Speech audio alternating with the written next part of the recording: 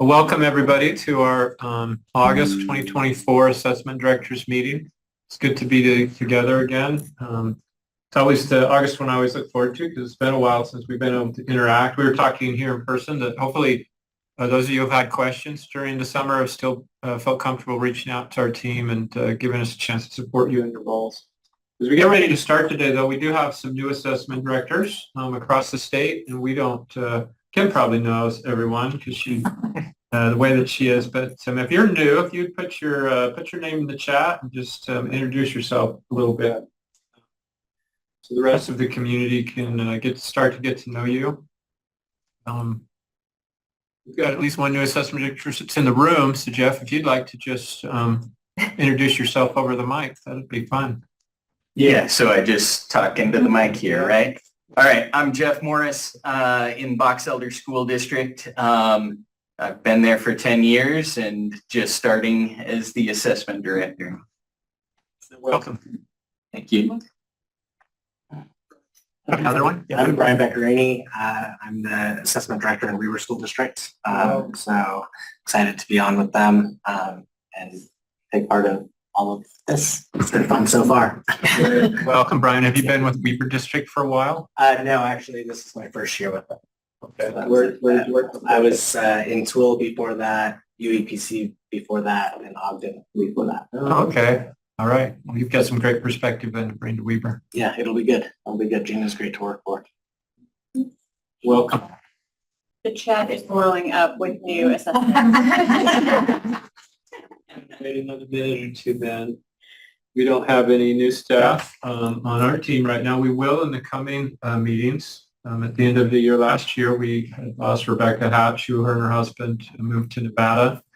And then over the summer, Anne Michelle Neal, our accountability specialist, took a job with the Indiana Department of Education. So she left the agency. So we have those two vacancies that we're in the process of trying to fill, and we'll look forward to introducing new people to this group as we get them on board. And Michelle's job role is split between Kim and myself, and Megan's probably still doing a little bit of that as well. So if you have questions about accountability that you typically would send to Anne Michelle until we get a person in that position, feel free to reach out to myself, particularly related to the school report card. Is one of the responsibilities that I've taken over that she had. Don't hesitate to reach out if you have questions on that. I'm going to start reading some of these off. Yeah. All right. We have Dan Rose, Dean of Students at Salt Lake Arts Academy. James Taylor at Rockwell Charter High School. Bree Moffitt at Spectrum Academy. Brian Stevenson, I recognize the name, but he didn't. Washington. Okay. Washington. Yes. Alicia Hathaway at Summit Academy. Laura Tolman at Mountain Heights. Jay Welk at Syracuse Arts Academy. Ashley, I don't want to say Cabrera at Leadership Academy. Allie Turley, Providence Hall. Cassidy Havens at Mountain View Montessori. Jason Crowton at Alpine. Jennifer Blake, Lumen. Crystal Thomas, Providence Hall. Selena Jacobson at Ascent Academies, and Kyle Johnson in Iron. That's everybody. So welcome everybody. Yeah. So good to have you with us, and I hope that through today's meeting, and if you stay on this afternoon for the question and answer for new assessment directors, you'll find that we do have a real purpose, and you see it on the slides here. Our learning intentions and our success criteria really relates to our ability to support you in your roles around assessment and accountability at your local LEAs. Assessment can be a stressful position. I remember when I had that assignment in a district that I worked at before coming here. A lot of things to worry about, a lot of moving parts. A lot of people have interest in assessment. Some people have really strong feelings about it. And we understand that and work to try to provide you the information you need to be able to support your communities and to get the value out of statewide assessment that it's created for and that it's funded for and the purpose that it's designed to fill. So let's go on to the next slide. And as Darren gets ready, you'll notice that in the chat, I typed in the Nearpod link.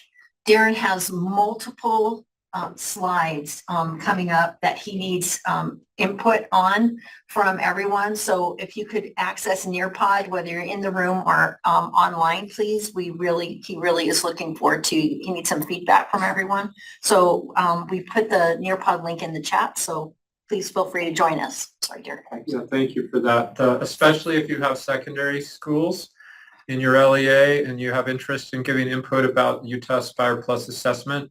Those of you who are new might not be aware, last year, maybe for a couple of years, we've been talking about the suppressed participation rates with Utah Aspire Plus.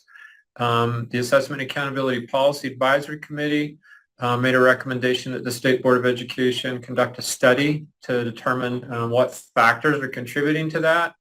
And we contracted with the Utah Education Policy Center.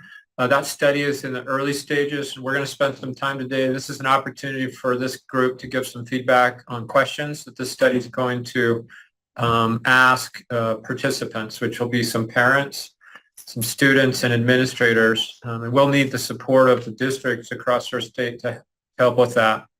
We'll talk more about that when we get to that point. But we certainly, if you have interest in that, you for sure will want to get into the Nearpod. I don't have a particular reason for this quote other than when I came across it and something I was reading made me pause and reflect about some of the things that I spent a lot of time worrying about that I probably shouldn't, since they're not necessarily imaginary problems, but they're ones that I don't have any control over.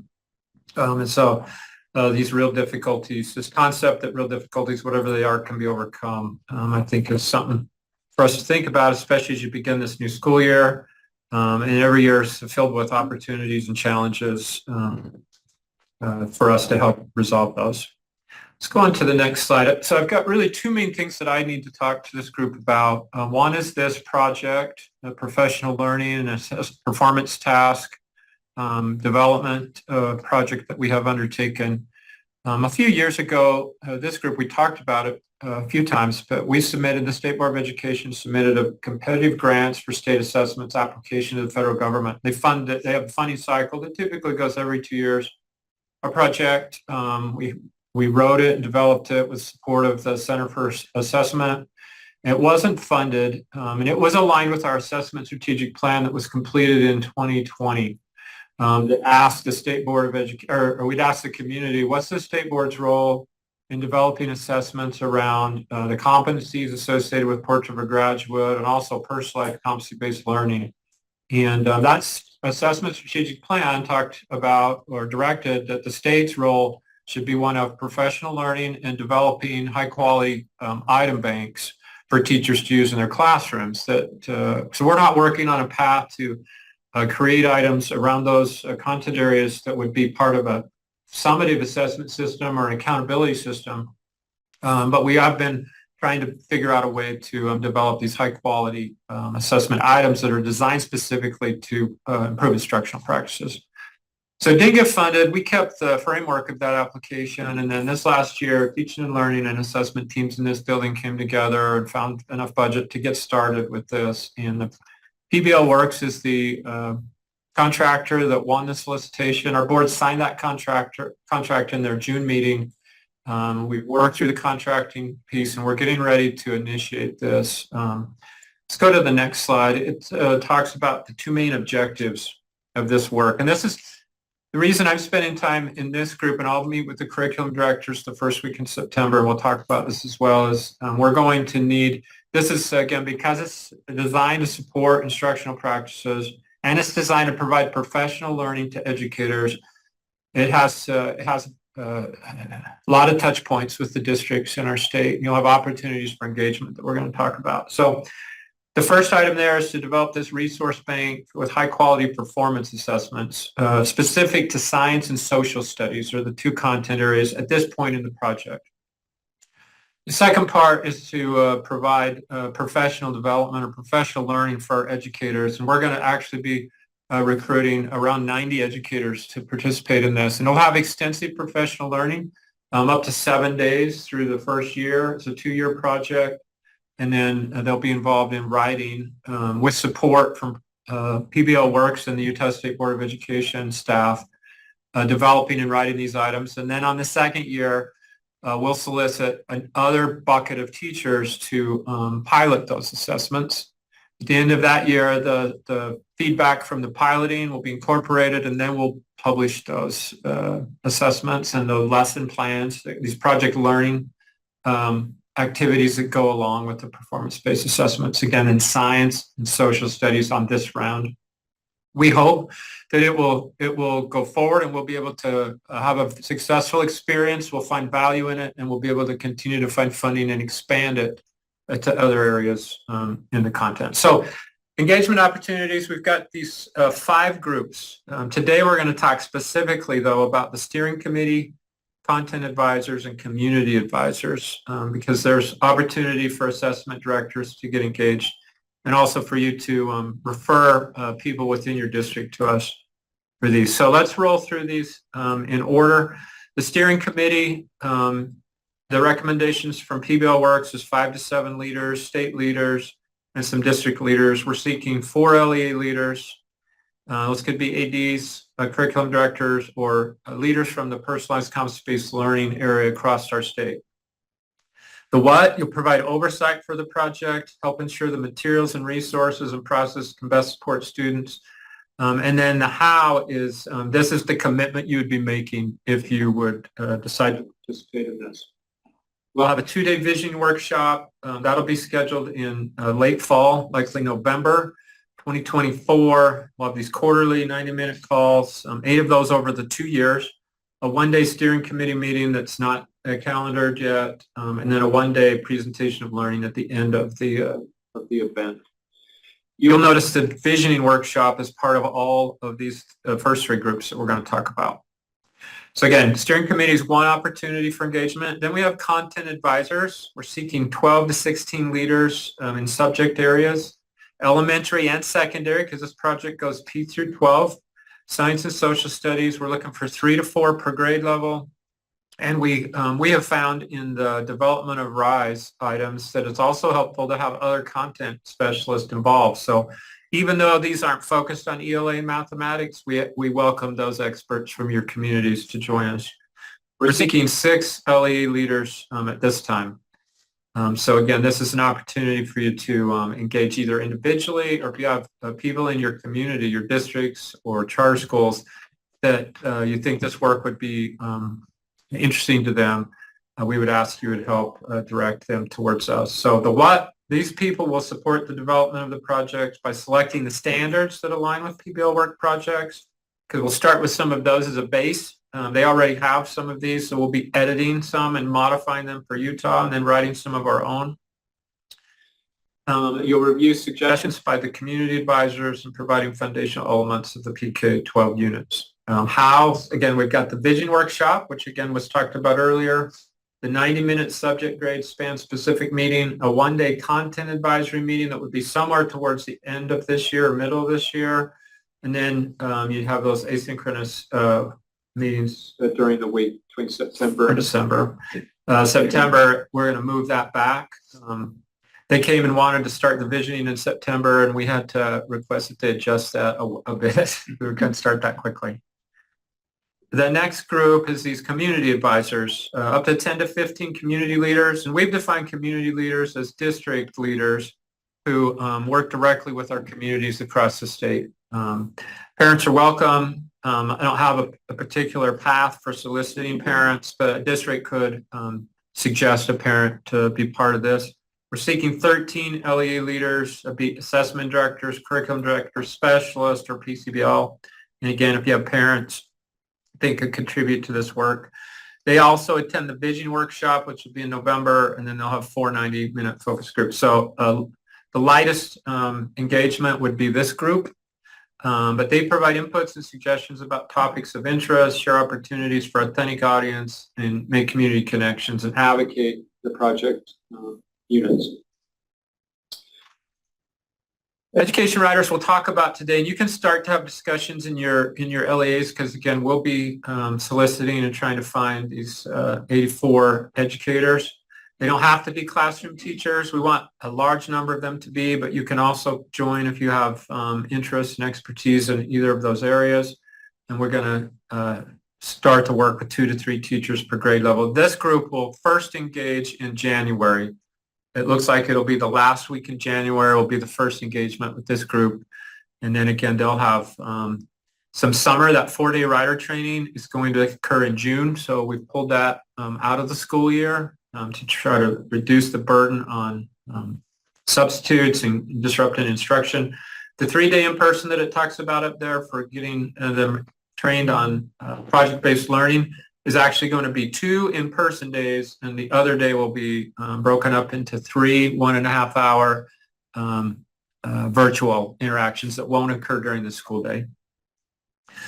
So that's they'll be the key lifters on this project, and they'll be the ones who receive the substantial professional learning that they could bring back to your LEAs and continue this work, which we hope will happen after we're done with the project. The next slide shows the original timeline. Again, we've been working with the vendor to modify this, which is why I don't have specific dates for you at this time. But this is the overall high-level view of what we would do. Again, hopefully this year, 24-25, and into the summer, these education riders will write the lesson plans and the assessments, and then we'll have those piloted. They'll likely have to do the writing all the way into the fall of 2025, and then educators will ask to pilot those lessons and assessments in winter and spring 2026. I'm going to pause there and find out if there are questions. You can either, I think we have to raise our hand and get have Emily unmute you, or if you have something you want to put in the chat. I'm excited about this work. It's something, again, we've been working on, trying to move forward with since the assessment strategic plan was adopted by our board back in 2020. We have some funding, we have framework and an opportunity to bring this forward. And I believe the educators that participate will find it to be very valuable to their professional learning. I want to know. Okay, can we also submit our Aspire ideas or questions via email? It's hard to do this in the spot. Yes, Hal. So Hal's talking about the next part of the slides where we're going to be going through the Utah Aspire Plus survey, draft survey questions. And those can be submitted to me directly through email. The representative from the Utah Education Policy Center communicated with him as recently as last night, I think at 11 o'clock. So we're trying to get this moving. I'll show you the timeline on that. We're trying to get this moving as quickly as we can. So the turnaround time, Hal, would probably be before the end of day tomorrow if you have input, and for everybody else. And the collaborative boards that you're about to see provide a place for you to type in when we get there. So Okay. that's, a lot of people are thinking they have to email you with feedback. That's part of Darren's presentation today, guys, in the slides. So. Yeah. If you're able to give feedback in the Jamboards, that's more helpful because I'll summarize those before I go to bed tonight and get those to. If I feel confident we've got a complete set of responses, I'll send that to Bill tonight and we'll move forward.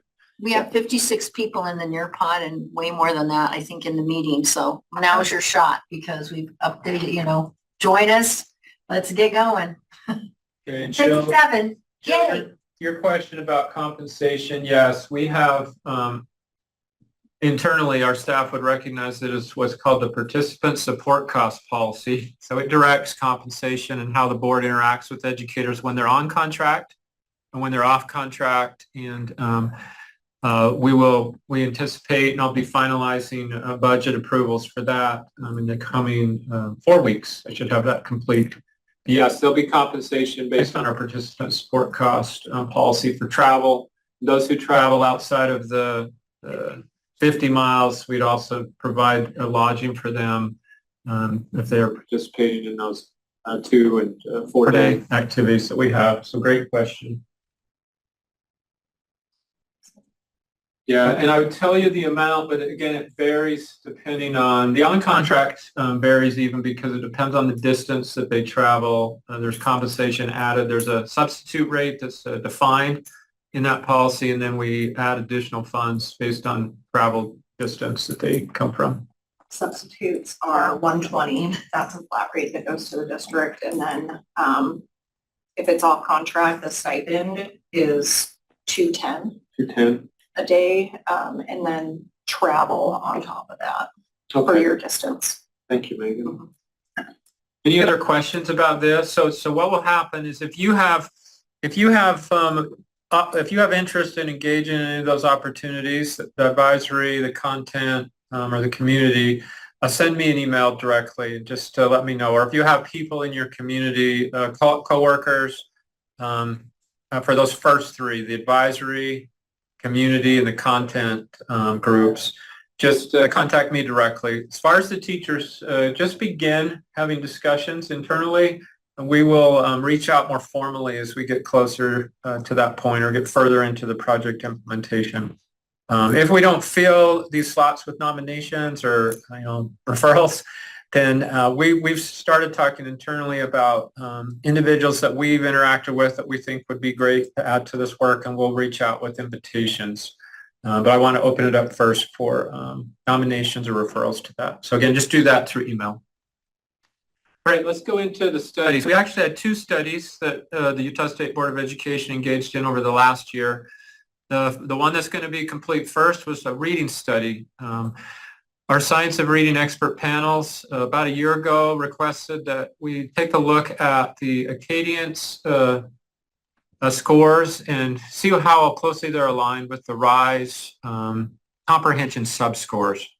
So the Utah Education Policy Center won that solicitation as well. There was a lot of energy around this at first because the board was discussing the reading on grade level cut score, right? And they actually made a determination last February or March. They made that decision before the study came out, which is certainly their right. What it did is it made this study less time sensitive in a sense.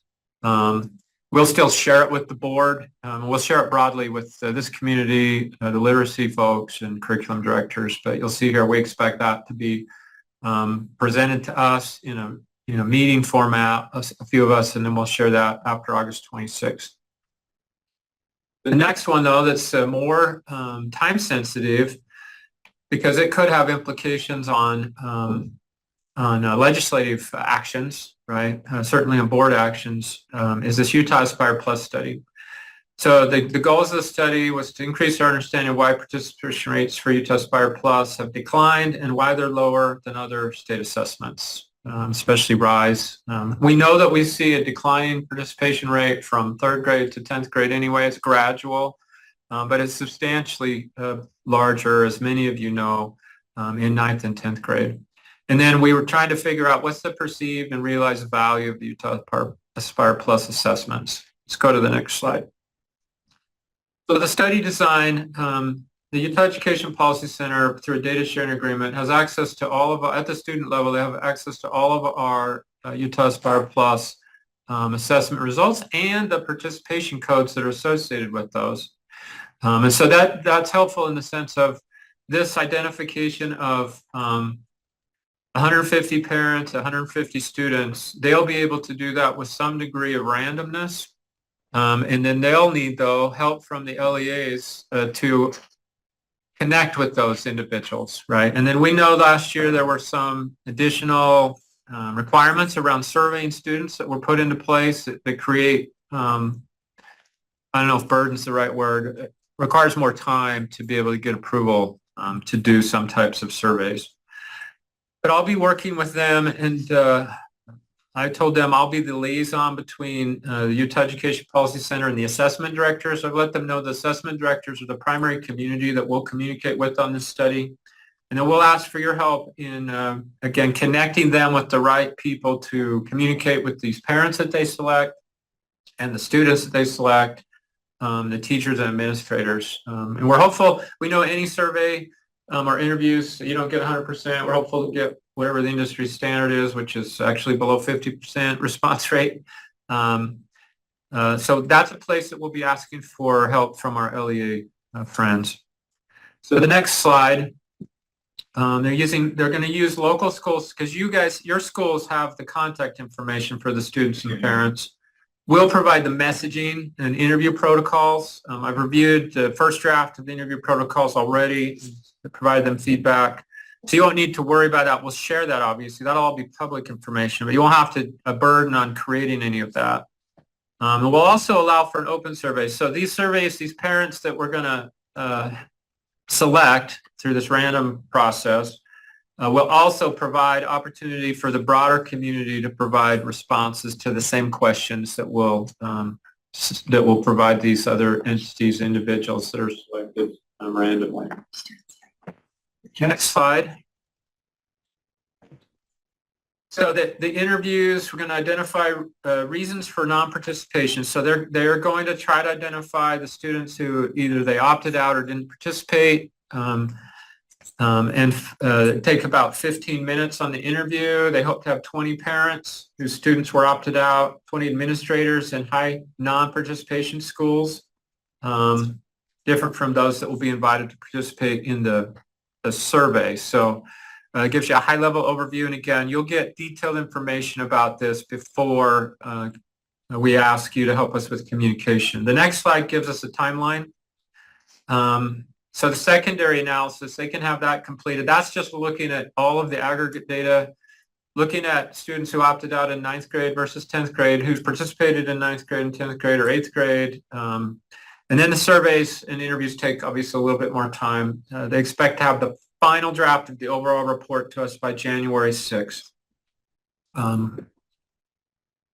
which is still prior to the legislative session beginning.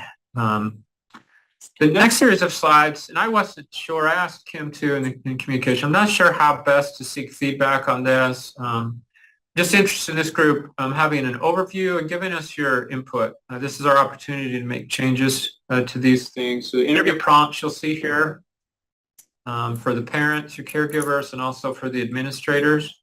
So I'm going to just go silent for a minute for you to think, read those yourself and think if there's something you'd like to that we should be aware of, that we should be more sensitive to, or that we should consider changing. And then I think the next slide's the Nearpod, where you can give your written prompts. So let's pause here for just a minute, and then we'll move to Nearpod. We have 64 people in the Nearpod. So would somebody copy and paste the link in again into the chat?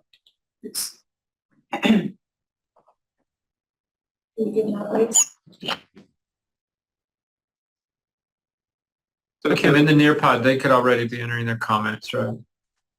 What? Could they already be entering comments? No? Okay, let's move to that. All right. These two, I wasn't sure we would get any feedback, but I did want to provide the opportunity for that. And one thing to remember too, if you see somebody type something in that you agree with, you can just click on the heart. You don't have to, we don't have to have the same comment over and over. Feel free to use the little heart. Yeah, it gives us a sense of the level of support.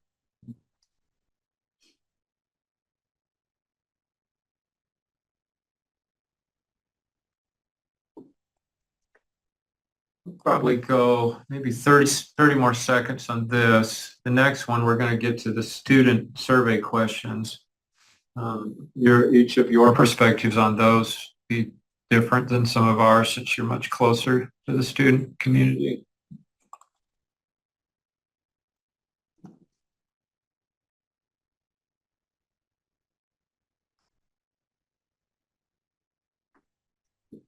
About 10 more seconds if any of you are writing one in.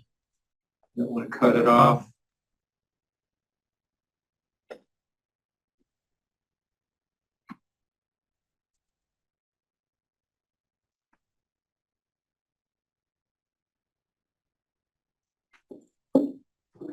Let's go to the next slide, which is our student survey draft questions.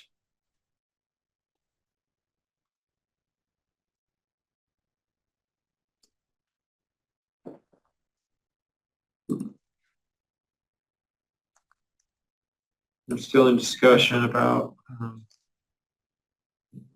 the surveys will be anonymized.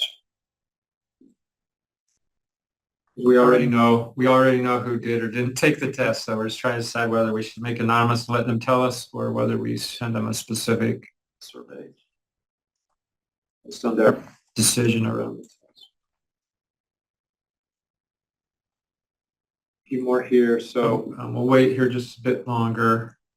Notes.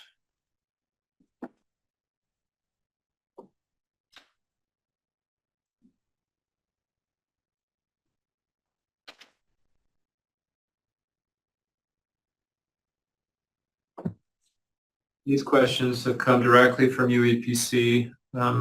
Our staff here, we haven't given them any feedback, input on these yet. Okay, let's go to the Jamboard.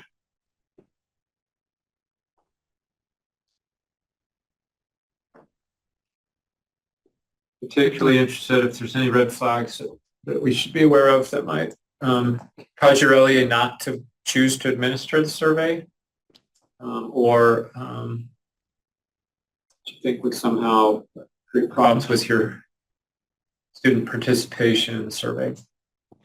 Or do you think there's just one that doesn't feed into the purpose of the study?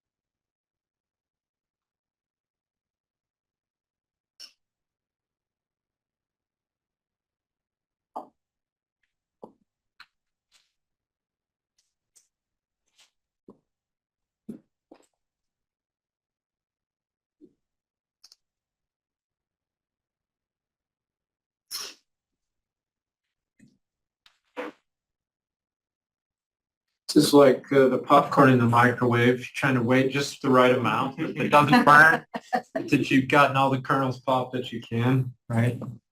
If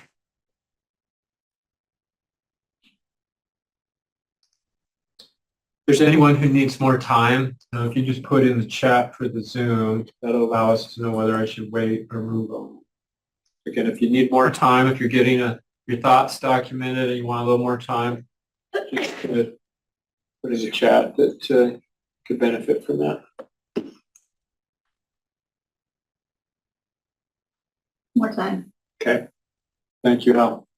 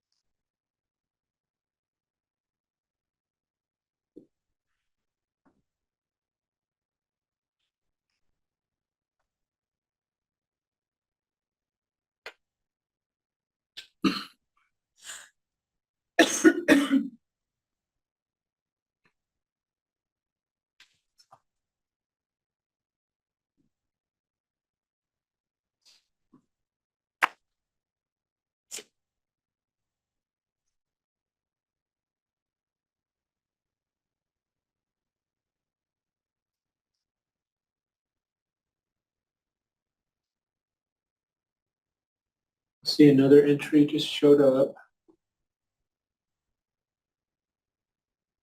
We'll do another time check.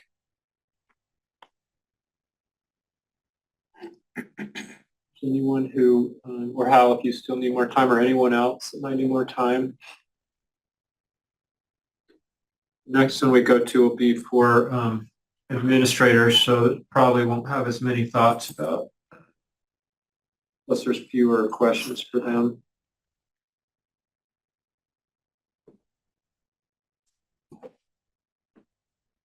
Okay. You don't see any more requests for more time. Let's go to the next slide. These would be for administrators.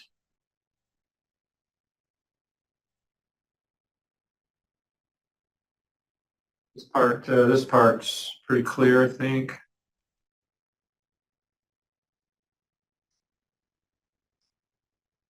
Unless there's concerns about the question itself.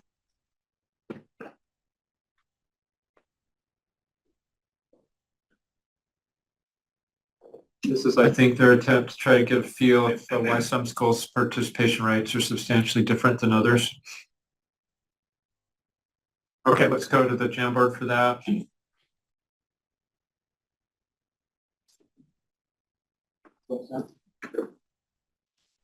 Okay.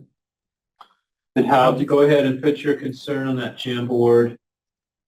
And again, I think they're trying to discern why some schools have higher or lower participation rates. So if you have a suggestion around modifying that question, we're open to that.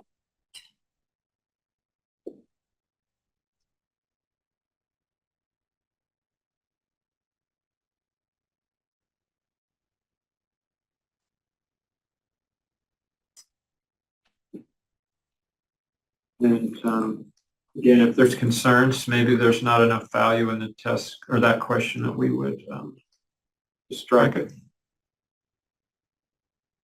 We'll see there's some additional questions for administrators further.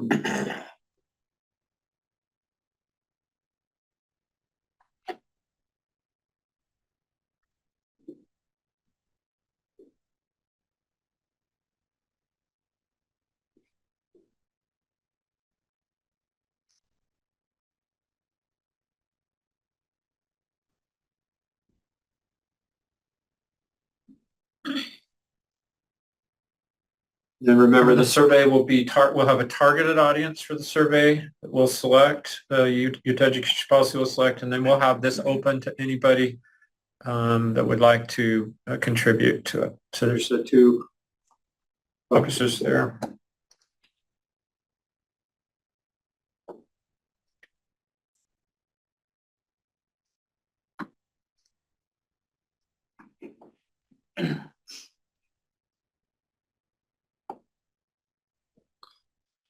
Okay, does anyone need more time on this one? Just put it in the chat for Zoom. Otherwise, in just a moment, we'll move forward.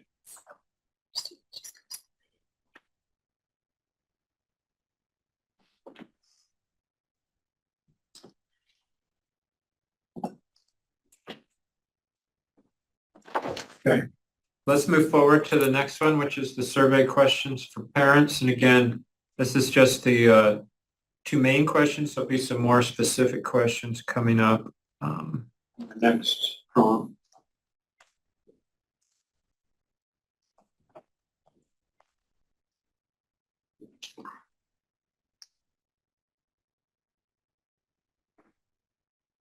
All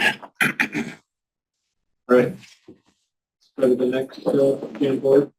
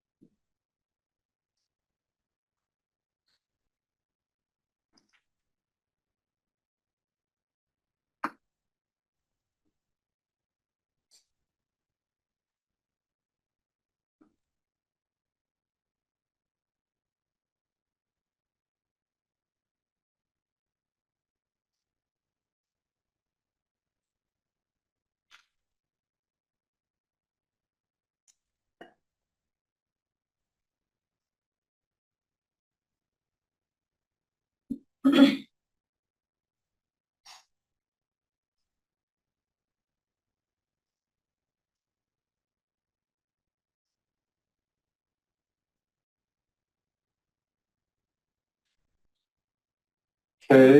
it's time. Put that in. Chat, Zoom.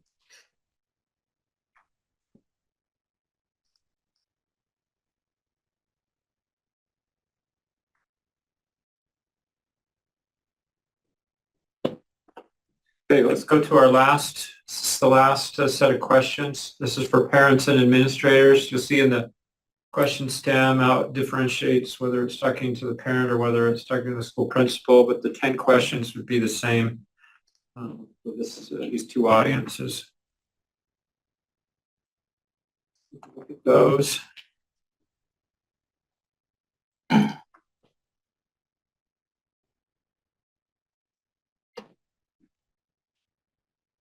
I'm particularly interested here if there are things that in your roles that is something that's missing from these 10 that actually would say more about why somebody's not participating, that you're aware of in your communities.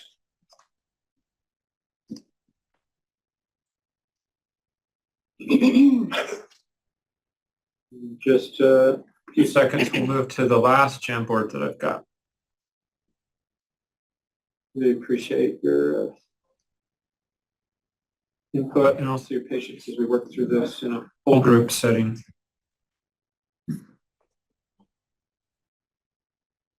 Okay, Kim, let's go to the Jamboard.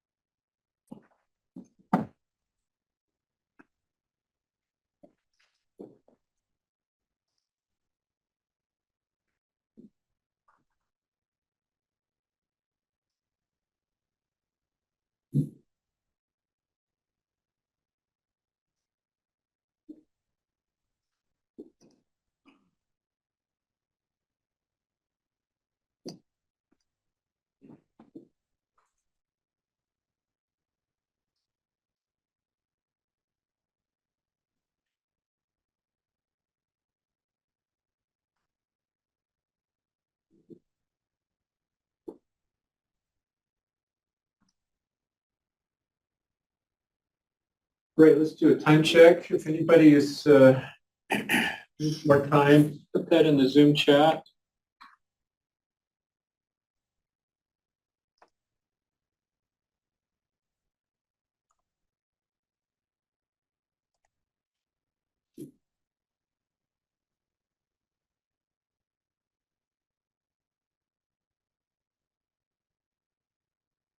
Okay. Don't see any more requests for time, so we'll move on. I know we've got a full agenda for today's meeting. Before, I've got another obligation I've got to step out to for a short time. I should be back before this meeting's over.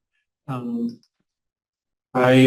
do want to talk a little bit about the assessment results released for 2024. That's something this time of year that's always a serious set of work for a number of people in this building, and it's a big interest to not only assessment directors, but media outlets and others who want to know, and policymakers obviously as well. Aaron Bruff from the data statistics team, been working with him, and he's most recently has told me that they'll have the Tableau surf file as well as the Tableau reports updated by next Friday. I think that's 24th, August 23rd, most likely in the morning. You'll see from us communication out through the AD listserv when that's fully available, but you can start talking about that. We expect that to be available by the 23rd. The school report card, I don't have the window yet from that team of when we'll have the secure release, but if you remember, we try to give LEAs 2 weeks of secure release where you can review the schools in your districts or your charter school or charter schools groups before we go public. As soon as I have that information, I'll send that out to our group here, assessment director community, both the secure release window and then because that puts a burden on your staff to allocate some time to do that. I expect, hopefully we'll be able to be on a timeline that will release the school report card somewhere by the middle of September, which would be several weeks earlier, almost a month earlier than last year, which is what we've been striving to do that earlier. So before I leave for the moment, if there are any questions for me about any of the things that I've talked about to this point. Okay, well, thank you. Looks like we will turn the time over to Kim. Hey, and just so as a quick thing, to this meeting sometimes for all of the new ADs make you feel like you're being fire hosed. There's a lot of information you're going to get. So you may want to jot down some questions. After the meeting today, about 12:30, we'll give everybody time to go grab a lunch and go to the, take care of all of our personal business for a minute. But from 12:30 to 1:30 today, we are going to host a live webinar, just a Q&A, so that if you have time and you want to join us, we're going to stay in this room. And you can reach out and just say, and no question will be viewed in any other way than thank goodness you asked the question. We promise there are no stupid questions, especially for the first 3 AD meetings. We can truly tell you there's just a lot. So that I meant to put that in the AD memo, and I apologize. That was totally my fault. And there is a link at the end of your PowerPoint, and we'll share it out again. So I own that. That is totally me. It's been a month for me this month. So anyway, so we're going to go ahead and just talk about a few things. Many of the things I'm going to talk about for all of our new ADs especially are the resources that are available to you all the time. The first thing that we want to make sure that we highlight is that we are doing our second annual 2024 Building Assessment Connections in Your LEA webinar. It will be held on Thursday, September 12th from 8:30 to noon. We ask that you get the people together in your buildings that need to be. We do this as a virtual training that you are actually in person for. And for those of you who participated last year, if you remember, just being face-to-face and being able to look at a lot of the assessment information and work together as a district or a charter team, we noticed this year anecdotally that we had a lot fewer questions or people panicking over deadlines. It was a really good year for most everyone. And we felt like we wanted to try it one more year to see if it wasn't just our imagination or not. So we will be holding this. You can register in Midas. We do know that there are some districts or charters that you cannot be in person in the same room. And if that is the case for you, you need to email myself or Emily Ng and let me know. And you'll need to email us the email addresses of those people. We will create a specific breakout room in Zoom just for you. Last year, we were trying to do it live on the fly and it was really frustrating. But honestly, this is really designed for you to have face-to-face conversations, print out materials, look at everything, bring your highlighters, do the things that we do when we're in person that we've kind of all forgotten how to do, but those kind of things. And this has been advertised in the AD memo multiple times. We will also be sending it, let your curriculum directors know, your SPED directors know, ALS directors, anybody that you feel like would benefit. This is really designed more at the district, director level, not for teachers, for those of you who need to know. One of the biggest resources that we establish, and this has been updated for this year to take into account any assessment changes, is our assessment and accountability task calendar. And the link that's provided in there will go directly to the task calendar, and it literally shows you the whole year at a glance. Now, this is meant to be very high level. It's not, you're going to see in every single weekly AD memo, if there's anything that's pertinent over the next 2 weeks, that information will be provided by the specialists who oversee those assessments or any information that we message out. But the task calendar, we decided we want, people have said, what do I have to do? And you'll notice that August, September are pretty heavy months. There's a lot of things you need to do. Don't panic about July. If you've missed some of those things, you still have time to catch up for most things. But there is your link. And we also link to the resource guide for your testing dates and all of that. Every single AD meeting, for those of you who have never attended one, you will see a slide with this that I'll give you the 3-month, like, here's what's coming next, so that you're always aware. Also, every single week, and when you get your AD memo, at the top of that memo, there will be a link.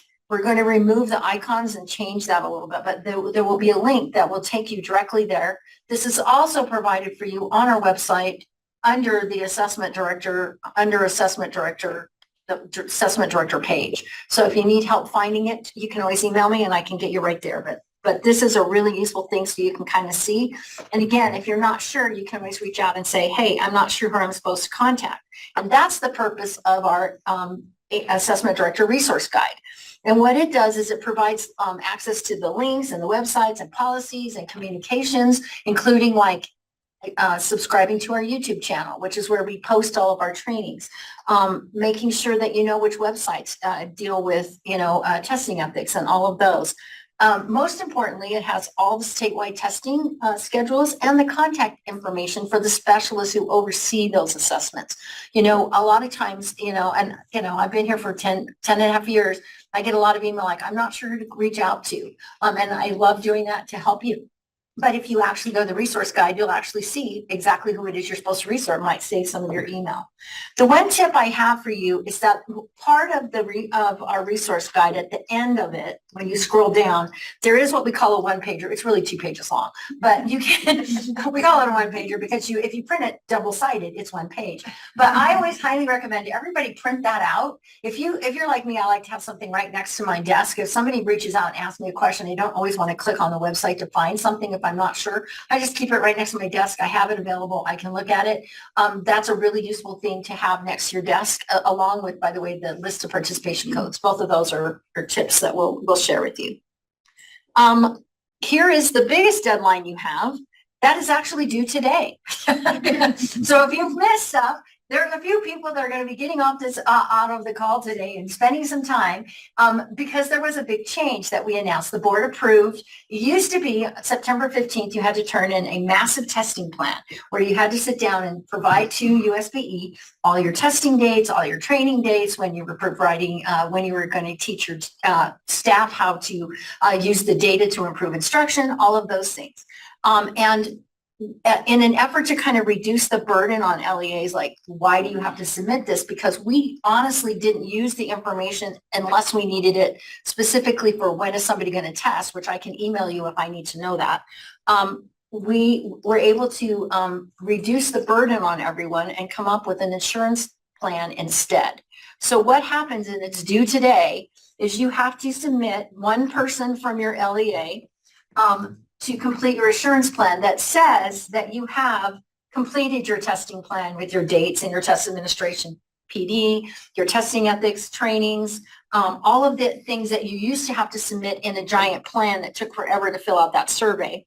Now you just have to say, we've done it, we have it ready, and we're ready, okay? Now remember that once you do that, you're now committing to the fact that if I email you and say, can I see your testing plan, which I don't plan to do, but if I had to, you have to have it ready to go.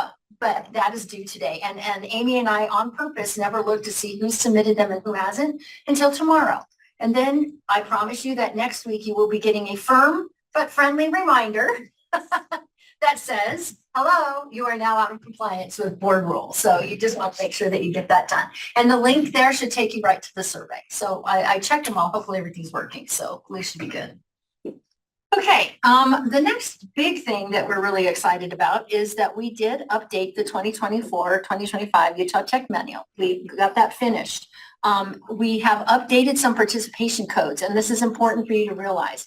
As we started reviewing data and as we've added more language adaptive forms to our state assessments, we realized that just lumping everything under code 201, our previous accommodated code, was not giving us enough specific information that we needed for EdFacts and some of the reports that we have to give to the government. So we have expanded the accommodated codes from 201 to 3 codes. 201 will no longer be used. We're now using 210, 211, and 212. And 211, 210 basically just said, it basically replaces code 201. We gave an accommodated test that did not involve any language accommodation, okay? 211 means they just took the test with a language accommodation with nothing else added. Probably for RISE, Spanish adaptive test, code 211 will be the code that you'll use the most often, because generally the accommodation that's used with language tests is extended time. And with RISE being not untimed, you don't have to claim extended time on RISE, but you do with Utah Aspire Plus, which is why we have multiple accommodations, code 212. There also could be other accommodations that are being used as well. You know, a student may need a large mouse pointer, I don't know, certain things, Jessica, but those are things. And the guidance will be even more specific. These codes won't be live until November 1st. We have to wait until we have to get to the summative test. But code 201 is no longer going to be used when you're using accommodation. And we didn't require participation codes on our interim or benchmark tests anyway. So it's only for summative, but that's what it is. The other thing that I recommend you do again is print Appendix A in the tech manual on pages 53 and 54. Print it double-sided. It gives you a one-pager of all the participation codes. When you guys email and ask me stuff, I honestly tell you, I grab that off my desk and flip it over and look at it and make sure I read them. And that's where that comes from, okay? Now, Sarah Wibke's here, just because she and Megan Tippett basically took the feedback that we asked for last year from you about Chapter 4 and all the CSI, comprehensive targeted school improvement information, and updated the manual. And so when you click on it, they basically revised it based on your feedback. So Chapter 4 details the policies and procedures, including the equations. So you may want to look. There's a lot of math in there. I'm glad I didn't have to do the math. Megan Tippett did. But that's where that all is. And you want to add anything? Because Sarah came. Anybody have any questions for her? Check the chat for me, please. If anybody has anything you want to look at it. We are planning in our next version to put in more of the business rules that you requested. But when Anne Michelle left, we had to go through and do a bunch of revisions, and we're still working on those. And we wanted to get the tech manual ready for you as soon as possible. And so it is not a document that is carved in marble. You will see multiple updates as we go through. Are there any questions? There was a comment about links for documents getting changed. And so when LEAs are trying to send out resources, the links get changed, and I totally understand. I did put a response in the chat, but just to say it for everybody, I hear your frustration, and I'm sorry, but some of our documents, if they're tied to a specific year, if we look at the Assessment Director Resource Guide, we do post, we have last year's version and this year's version posted at the same time for a short period. And stuff like that, you have to be aware that you now just have to pay attention to that new link. And unfortunately, our new website program, we can't give links to specific tabs. So I understand that can be frustrating. So you want to link to specific documents. We have the same problem within our board rules. Every time a board rule gets updated, it gets a new URL. So we just have to go with it. So that's just how our new website works. If I get a document and I just make minor updates throughout the year, that URL shouldn't change because I'm just updating the same document and it's within that same school year. So, but I understand your frustration. But if you need help finding anything, please send me an email. And unfortunately, as you all know, anybody who works on the internet, our links break for reasons we have no idea why. So, like I've stopped bookmarking everything. I just go to the link, so that helps. Could be because we also just updated our website. So Yes. like Yeah, we just everything updated broke. our website, so if you Well, have in January- bookmarks, Yeah. none of them are going to work. Yeah. Everything broke. 100%. Yeah, if you bookmark things like last December and you went in this year and you're like, nothing works, it shouldn't, because we literally changed our entire website in January and February and The everything. entire USB. So if you bookmark things from last year and you're just coming back this year and you're like, oh yeah, I need to look at that, you will have to go in, just so you know, and update all of your bookmarks. So, and that's just the nature of what's going to happen. Thanks, Teresa. So any other questions for me? And like I said, from 12:30 to 1:30 today, we're just doing a Q&A. So if you have anything, you're kind of like, ooh, I don't want to share this with everyone in the chat, but I really want to ask, save the question, or feel free to, type it in the chat. Okay, Maureen. Hi, I'm here to talk about your assessment rostering and your UTREX data. So this is just a little diagram of how your data starts and finishes in assessment rostering. All of your data starts out in your SIS. That's where we get all of your information from you. So our rostering data is only as good as the information you have in your SIS. So it's really important to have good, accurate data in your SIS. So next. You have access to all that data. We have access to all that data. So we ask when you share any sort of student information with us, you keep it minimal.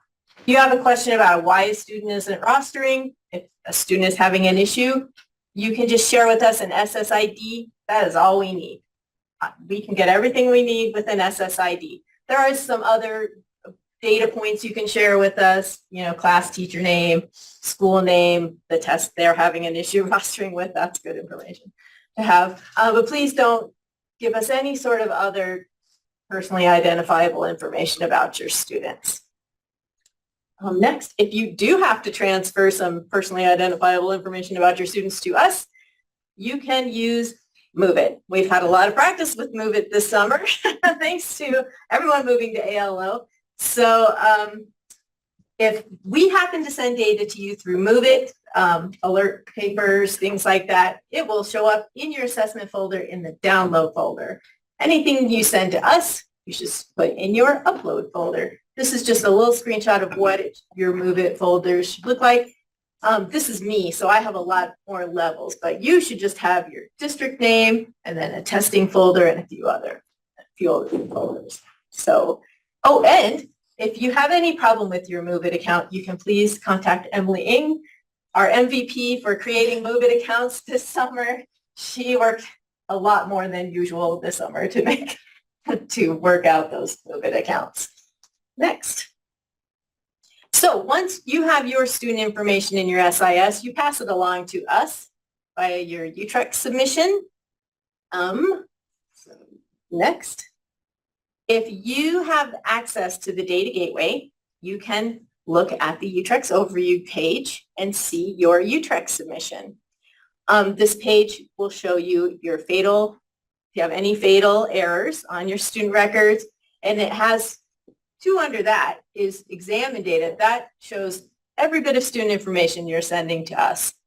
That file is really useful. I use it all the time when people tell me a student isn't rostering. I can check and see if you're actually submitting that student to us. And it shows me if you're submitting their course information, the fatal errors, and that UTREX examine file are just loaded with information. If you do not have access to Data Gateway, make friends with your UTREX person, your LEA UTREX person. They can share these files with you if you want to look at them. Also on the UTREX overview page, directly to the right, is your Utah Compose student extract. If you are signed into Utah Compose and you see old student information from last year, you will need to reset your Utah Compose extract. It's just right to the right. There's a little reset button. You click it and it will turn yellow and it will tell you that your extract has been refreshed. Or it turns yellow and you don't have to hit reset anymore. And it's really important that you do that because if you don't do that, your new data for 2025, 2024, 2025 won't load. And Utah Compose did update servers. And so right now we're getting a few server errors right now. So I've told people that have emailed me like, can I get access to try next week just to make sure because they're white. It's something that's happening between our IT department. They have to go in and do the allow list from the new server and do some things. And they're still working on that. And also as a reminder at this time of the year, remember that for our vendors that are down the chain, it sometimes takes 48 to 72 hours for all that data because everybody's adding data. Of course, this year with everybody starting school like separate days for a week, we'll see if it changes. Usually everybody kind of started on the same day, or the first 2 days this year is like a week and a half of school starting every single day but anyway, the Utah Compose extract has to be reset. And I usually go in once I know for sure the servers are working and I will send you reminders if you can't, because you will hear complaints from teachers about that, especially this year where there are no writing benchmarks. Alrighty, so once your data passes into Utrex, we have sorted out all of our errors. We pass along your error-free data to our assessment vendors. Next slide, please. So we have 4 basic types of assessments in general.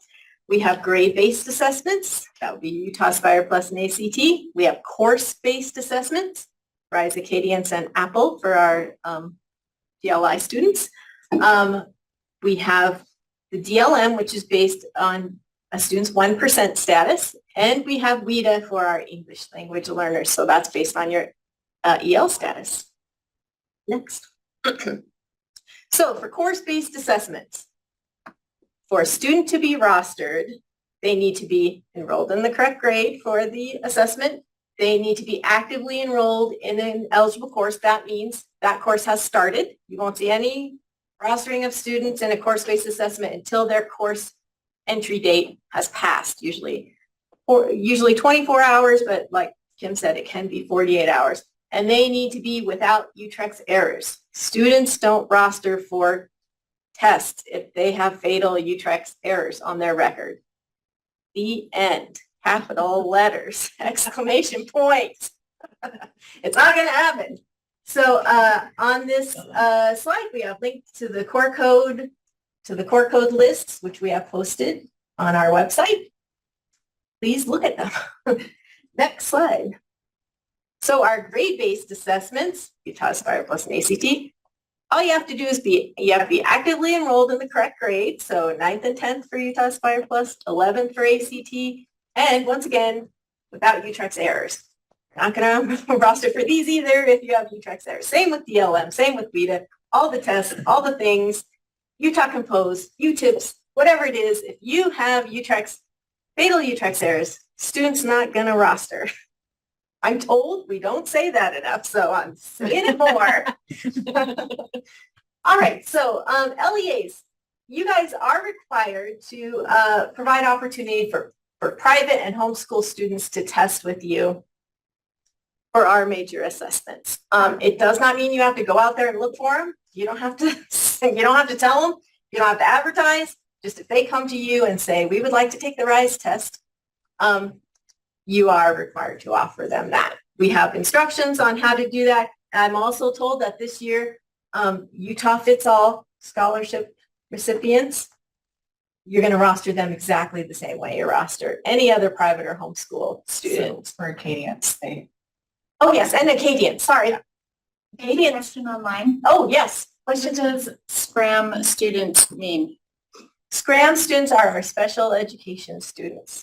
I'd have to go look up what SCRAM means, but it is the special education record, right, where you enter all of the information about their special education status. And that is where the 1% status of a student would be indicated. Yep. And private schools, yes, I've already had a private school reach out in 2 of our districts for DLM. So you will be receiving that email from me this afternoon, hooking you guys up so that you can help get DLM going for private schools too. And I've had people reach out about Acadian. Yes. So same for any assessment, follow these instructions. The link is on this slide. And of course, if you need any other extra help, I'm here for you. And next slide. So if a student doesn't roster for an assessment, what do you look for? Here we go. So number 1, students with fatal errors don't roster for assessments. I actually did put an exclamation point next to it. Thank you. It can take up to 48 hours for a student to roster for an assessment if they had a record change, a course change, term change. It can take a minute for your rostering for your student information to be uploaded and then pulled by an assessment vendor successfully. So sometimes there's a little bit of a wait. Like I just said, student record changes can cause a student to drop off assessment rostering. Usually it's just for a day. Once again, course term changes, if a student, switches homeroom teachers and they drop off one course, and even if they drop and enter a course on the same day, they can still drop off. Usually they are just right back in the next day without anyone having to do anything.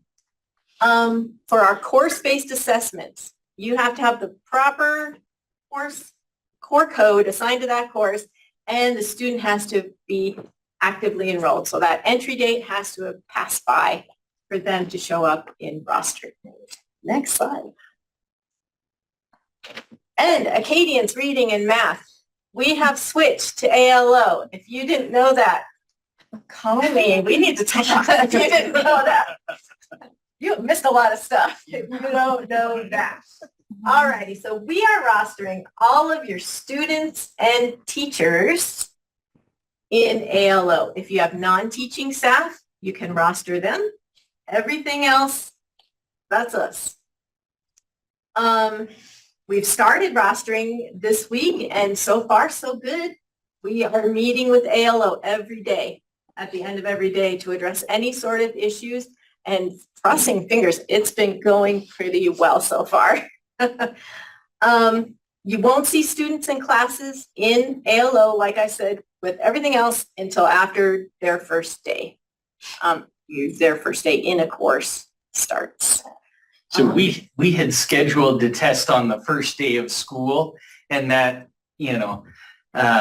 probably wouldn't be possible this year, right? Or any time of year. I wouldn't say any of year that would be possible. The very first day of school is very tricky, and I would suggest it. I understand it was somebody else who made the plan. Yes. We do have some questions online. Okay, hit me with them. Hang on, I have to scroll up. Can't hear myself do that. As a new assessment director, this is all very helpful. I have been emailing people at the state with issues with accounts and rostering. May I give some feedback? Is there a way to go over this rostering info sooner? Perhaps she could email you. She can email both of us. Yes, absolutely. For ALO and really for any assessment, you can email me at any time, and I promise you, you're new, but you're going to hear about this all year. You're going to get tired of me telling you about this. But I understand if you're new and you haven't experienced this before, it can be a lot. And I'm here, me for any assessment, and then Teresa for Acadians, Elise for Utah Aspire Plus, and Apple and Rise. And Jared for Acadians Math. All right, so that answered, I think, another question. Who do we call if our students are not rostering on the new platform? For rostering questions, they would call Maureen. Yes. Will it be loaded earlier next year? Our teachers like to look at results from the prior year. I mean, no. You won't see students in there. I mean, you might be able to reporting, and if you already have a teacher account, But they won't see their current students until that second Yes, day of school. exactly. Yes.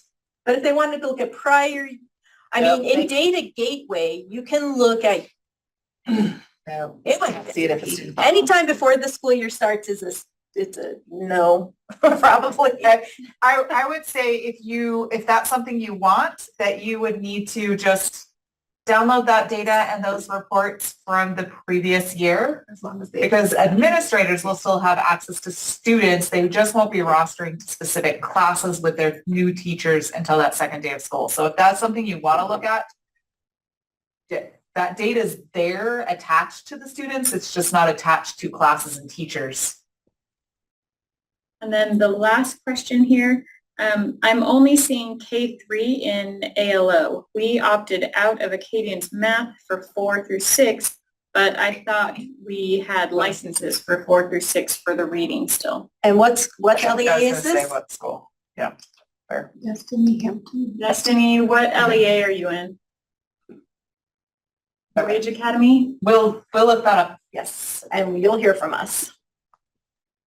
Thank you for reaching out, Destiny. We'll be looking at that. All right, so next slide.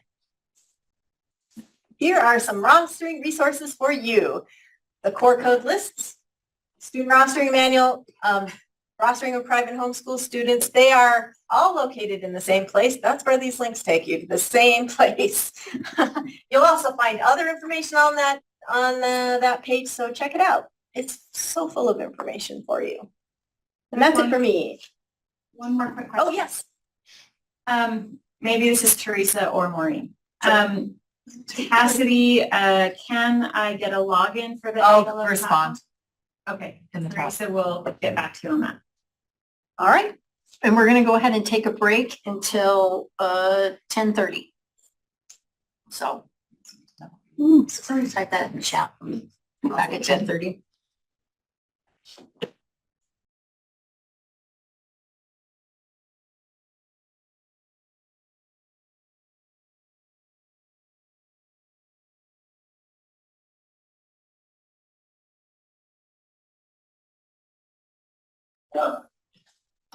Okay, the mics are hot.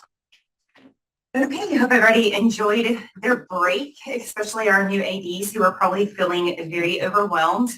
But I know this has been said before today, but just a reminder that this is a lot of information to take in and that all of us at USBE are here to support you throughout the year. And we expect as new ADs that you will be emailing us constantly and there's just never a wrong question. We'd much rather you ask us than to disseminate incorrect information. So my name is Jessica Wilhelm. I'm one of our special education assessment specialists, and I work with Tracy Gooley on all of our statewide assessments around accommodations and accessibility. Okay, so I just wanted to talk a high-level overview about our accommodations, especially as they are related to how students are using them to participate in our statewide assessments. So our accommodations that we have outlined in our assessment change how our students are learning. But more importantly, when it comes to assessments, we are ensuring through appropriate accommodations that have been developed by our IEP teams, our 504 teams, and for our English learners, that we are providing equitable access to instruction and statewide assessments. All of our assessment accommodations that we have outlined will differ from assessment to assessment, but all of them that we have outlined ensure that students are going to get a valid and reliable score, and they do not alter the validity of our score interpretations that are provided to students and parents. It is extremely important to be aware of all of the allowable accommodations so that those students can receive that valid and reliable score. If a student participates in a statewide assessment with a non-allowable accommodation, they will not be included in accountability measures. So here in a couple of slides, we're going to share with you some resources that you can turn to so you can start familiarizing yourself if you're not already familiar with all of our outlined accommodations. when a student does use an accommodation on a statewide assessment, it will be noted with a participation code as accommodated, and Kim reviewed how we have updates to those participation codes this school year earlier today. In accommodations, one key thing that comes up a lot, particularly as an example for calculators, there are certain accommodations that might be appropriate that students can use instructionally that are not always appropriate for standardized assessment. And the reason why some accommodations are not allowed on standardized assessment goes back to, like in the purple box, certain accommodations invalidate scores. And a really common example is the use of a calculator at certain grade levels. Our guides on our math assessments really tie back to the standards that students are being taught. So the use of a calculator at certain grade levels invalidates the score. Those are really how those are determined with our content specialist at USBE. Next page. I feel like we are missing a slide. There should have been a modification slide. There it is. I just clicked it twice. Okay. So accommodations change how a student is learning, and modifications change what a student is learning, and can have some implications on the learning expectations for certain students. When we are modifying an assessment, it really is changing the construct of how the assessment was established, and also in turn changes how we are interpreting the scores. And as I said before, if we have a modification, we no longer can have a valid and reliable score, which is what we are getting at when students are participating in statewide assessments. We really do not allow the use of non-allowable accommodations, because that will turn into a modification for statewide assessments. And if that does happen, there are errors that happen that students' settings do have to be marked as modified, so that we are aware of that for their participation code. And as I said earlier, when there is a modification that happens in state assessment, those students are no longer counted as participants. They will be seen as a non-participant in a state assessment and are not included in proficiency and accountability purposes. Okay, and everything always ties back to policy. So as assessment directors, especially new assessment directors, I think it's important to know what policy we are looking at when all of these guidelines are developed. And IDEA, which is our special education guidelines, really points and directs states to develop statewide assessments to have appropriate accommodations that deliver that valid and reliable score and don't invalidate the construct of the test. So that is why here in a couple of slides, when we show you our accommodations policy, we have determined that at the state level and how you can provide accommodations to students and get their valid and reliable score. And we do that in adherence with IDEA.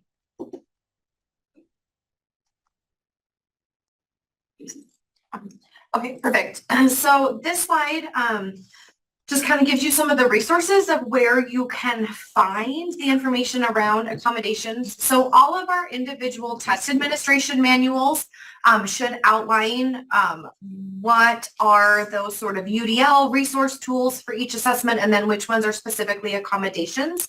But our other big overarching policy is the Utah Participation and Accommodations Policy. Go ahead, Kim. And drum roll, yay, this year's is up and ready and out and on the website. So we have made some pretty big changes to the layout of that policy. As far as policies themselves, it hasn't changed much, but we just wanted to kind of walk you through what we've done layout wise. So I should hopefully be able to share. So on the PowerPoint, you can link to the accommodations policy. But let's walk through this real quick. So you can find the accommodations policy on our special education, I call it our special education assessment webpage. Oh, are you not seeing my screen? I see it. Oh, it's not showing up. It's in Oh, Zoom. it is in Zoom. Oh, we It's got in it. Zoom, Okay. and it's not showing up here in the room. Thanks, Emily. So this is a webpage that I actually recommend you guys bookmarking right now. This is where you can find information on all the accommodations as well as alternate assessments. So our accommodations policy is our very first link here. So if we open this up, you'll notice many things look similar. We've got definitions that come into play. We did make some movement around our federal policies. So we open up with kind of that introduction, board responsibilities, and then we move directly into that full participation, how all students, regardless of their disability, including ELs, are required to participate in our assessments, right, except for that parent opt-out component. We went ahead and then also came in and moved all of those federal regulations that provide all of that guidance for us up in the manual. So you'll see where ESSA comes into play, that where it really talks about our English language learners and those assessments and their participation requirements. IDEA, which Jessica references, and you'll hear us throughout the year reference IDEA quite a bit.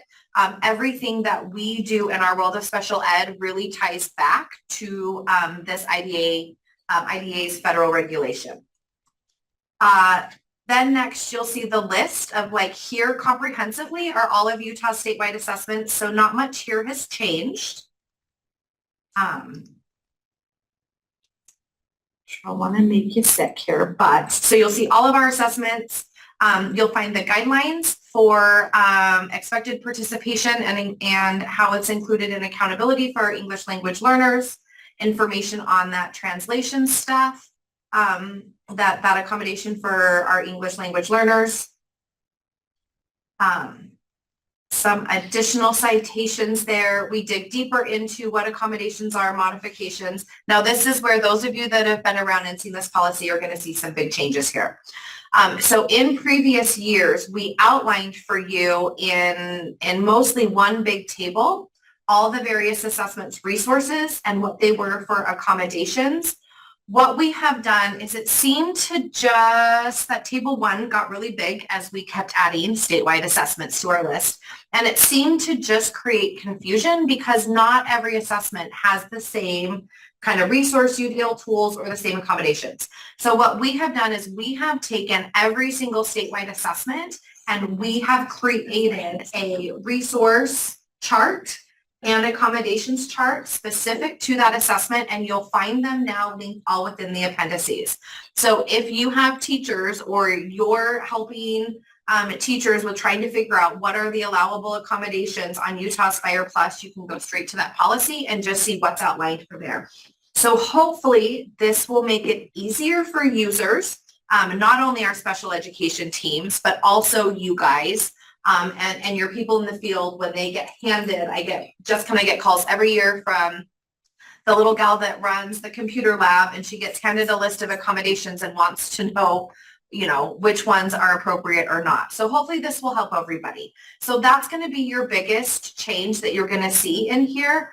So if we want to see what's going on for RISE, you just click on the appendices and it'll drop you directly into RISE.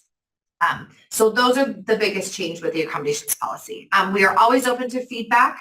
This is in essence kind of a living document. Jessica and I spent months staring at this. We may have missed things. If you find stuff that doesn't seem right or seems amiss, please reach out. Right? There are times that we make mistakes. So just let us know if you catch something that doesn't seem right. But this really is our biggest guiding document. And then I would just also say that, and I think this is stated somewhere in here, accommodations, this is not an exhaustive list. If there is something that a student uses instructionally and you want to know if a student can use it on a statewide assessment, we are always open to receiving an email and discuss and talk things through with you. most of the time it's not an issue. And if it's anything like around assistive technology that we haven't outlined, really the only reason you're reaching out to us is we just want to ensure compatibility. So this is not an end-all be-all exhaustive list. If there's something that you know a student needs for a statewide assessment, please advocate for that student and reach out if you think that it seems reasonable. And there's always that exceptional accommodations request. So there will always be something unique that we have to consider. Okay, perfect. So that is out. It's available. Pass that along to your special education directors. We will have Leah Voorhees, who's our assistant superintendent over that federal program. I'm going to have her blast out some stuff. But one thing to remember is we get information to you guys faster than we get information to our special education directors. So we are always asking you if you see anything that comes through 80 memos, right? Anything special ed related accommodations, please send that off to your special ed directors because you can touch base with them a lot more quicker than we can. Okay, so and then the other, go back one slide real quick, I'm sorry. So in the Nearpod. So, oh, was there a Padlet? Did I miss the Padlet slide? I think so. I saw it pop up somewhere down. Okay, keep going then. Sorry, my bad. Okay, Acadians reading and math. There's not a whole lot to update here in the world of accommodations. However, kindergarten is required this year. I think Teresa and Jared will kind of dig into this deeper, but we wanted to let you know that attention marker or ruler, which used to kind of be housed, and in Acadians' manuals, you'll see housed as an accommodation only for students with disabilities, right, or a 504 or EL plan, as well as large print. However, those are going to be moved over to that sort of resource universal tool for any student. So we are working with Acadians to see if we can get that updated in their manuals, but just note that any student that needs enlarged print, you just do that on your own, blow it up to the size that you need for the student, or if they need some sort of attention marker to help keep their line and tracking, you can provide that for any student. You do not have to reach out to Teresa or I. Perfect, there it is. Okay, so this is our other fabulous resource for you, for teachers, really for teachers too. Jessica and I created a Padlet. I think last year was the first year we had that out. So this is where we house all of our links. You can find some really good instructional stuff. We've linked to some of our formative assessment pieces. So this is a great just kind of one-stop shop for all things accommodation for all of our assessments. One thing that you'll notice if you go digging into this is we added a section here to really help teachers with that accommodations and modification component during instruction. So it was a presentation we did during our inclusion conference this year. So we added that piece in, but our Padlet. So this is one, grab that link and bookmark it. It doesn't change. The content may update and change from year to year, but it is a great resource for you. Okay, what should you be doing by the end of August? Please go find your special education director. Okay, find them, meet them, shake hands, become friends, invite them to the Building Connections meeting, and just note that we really are pushing on both ends for you guys to have a lot more collaboration and communication around assessment and accommodations. Okay, any questions? Please let us know. I help oversee our early learning assessments and then alternate assessments, and then Jessica handles RISE through all of our secondary assessments. So please reach out if you have questions. Okay, moving into alternate assessments. So alternate assessments are for students with significant cognitive disabilities. These are kiddos who IEP teams have determined that they have a significant impact in their intellectual functioning and adaptive behavior.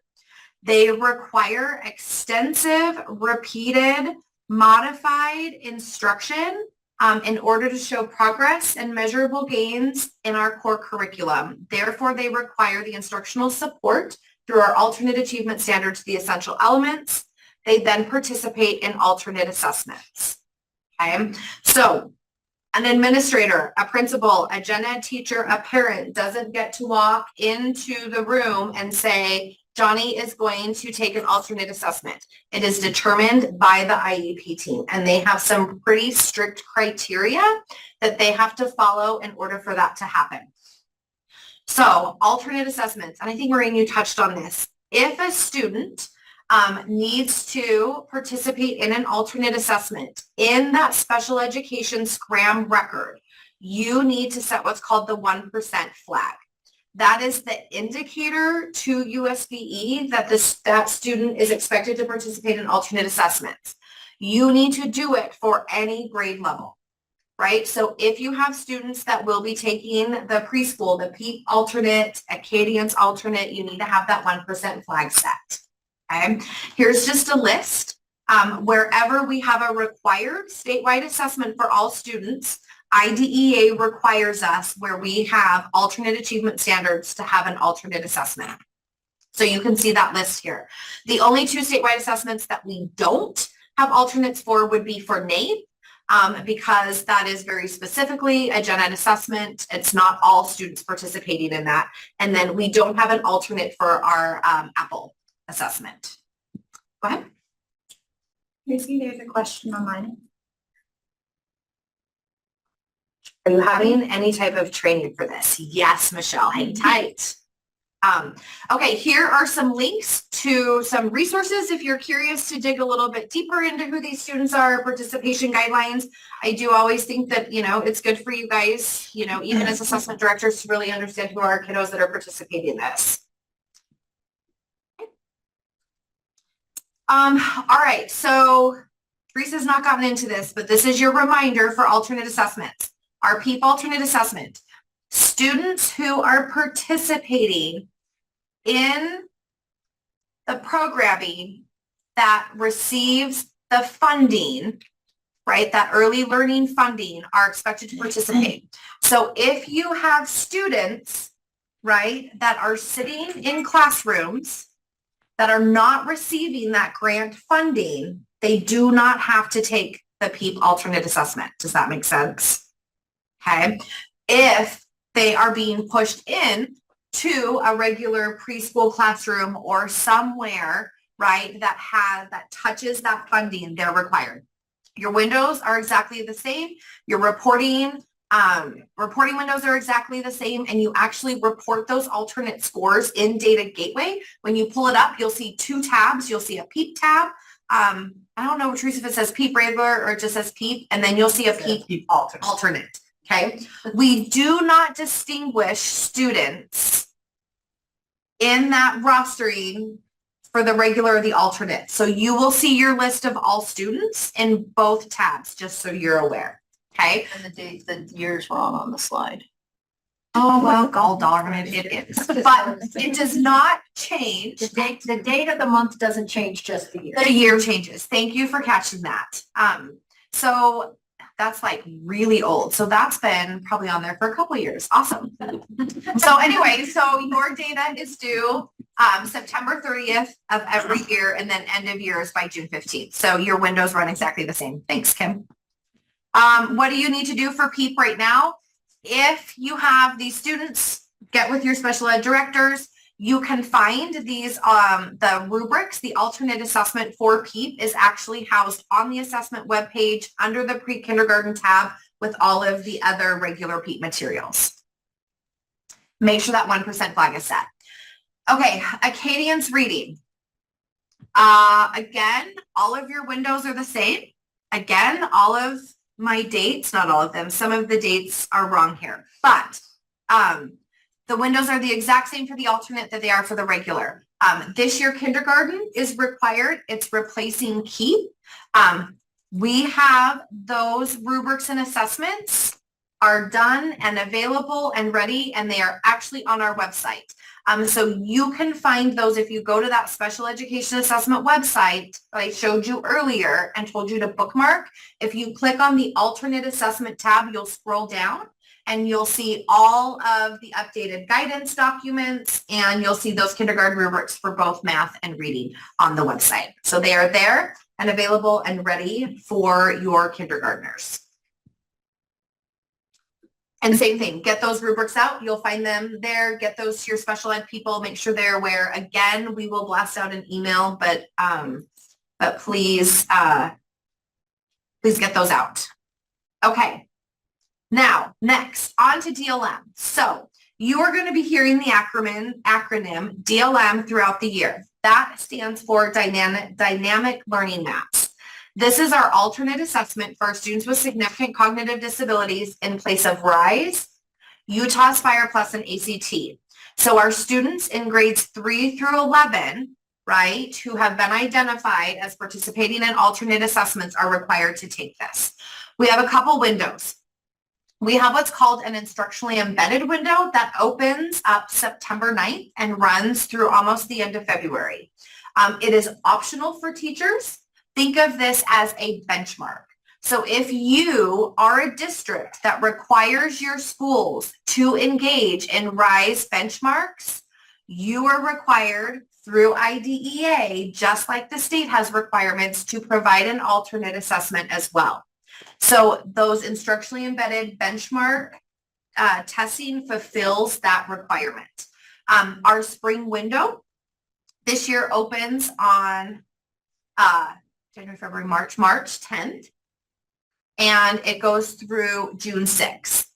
One of the things with DLM is I do not suggest that you lock your teachers into like a 6 or 8 week window for DLM that we typically do with RISE. I do advise giving them that whole window because it can take a good amount of time to get that through. So spring window opens on March 10th.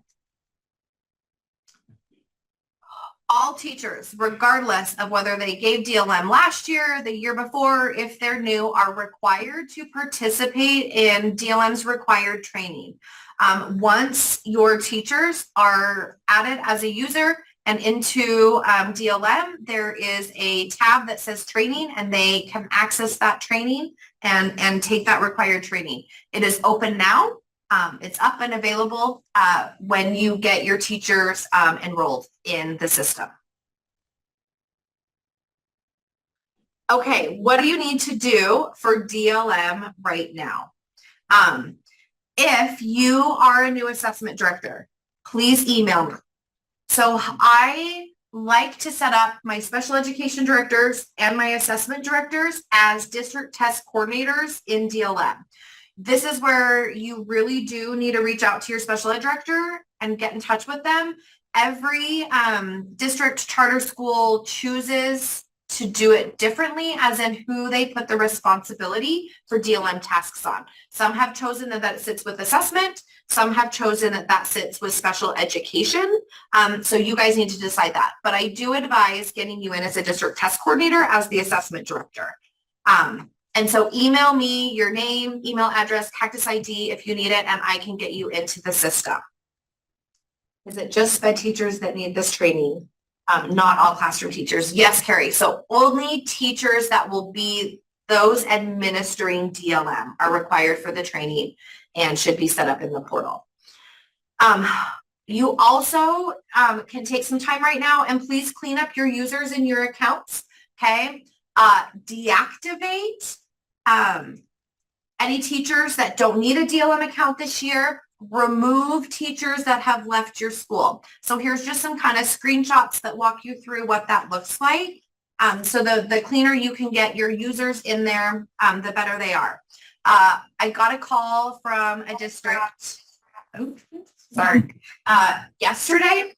Someone in their district was trying to be helpful and they called the Kite service desk and asked what was the best way to clean up users, and Kite unfortunately told them to just remove all of the users in their account.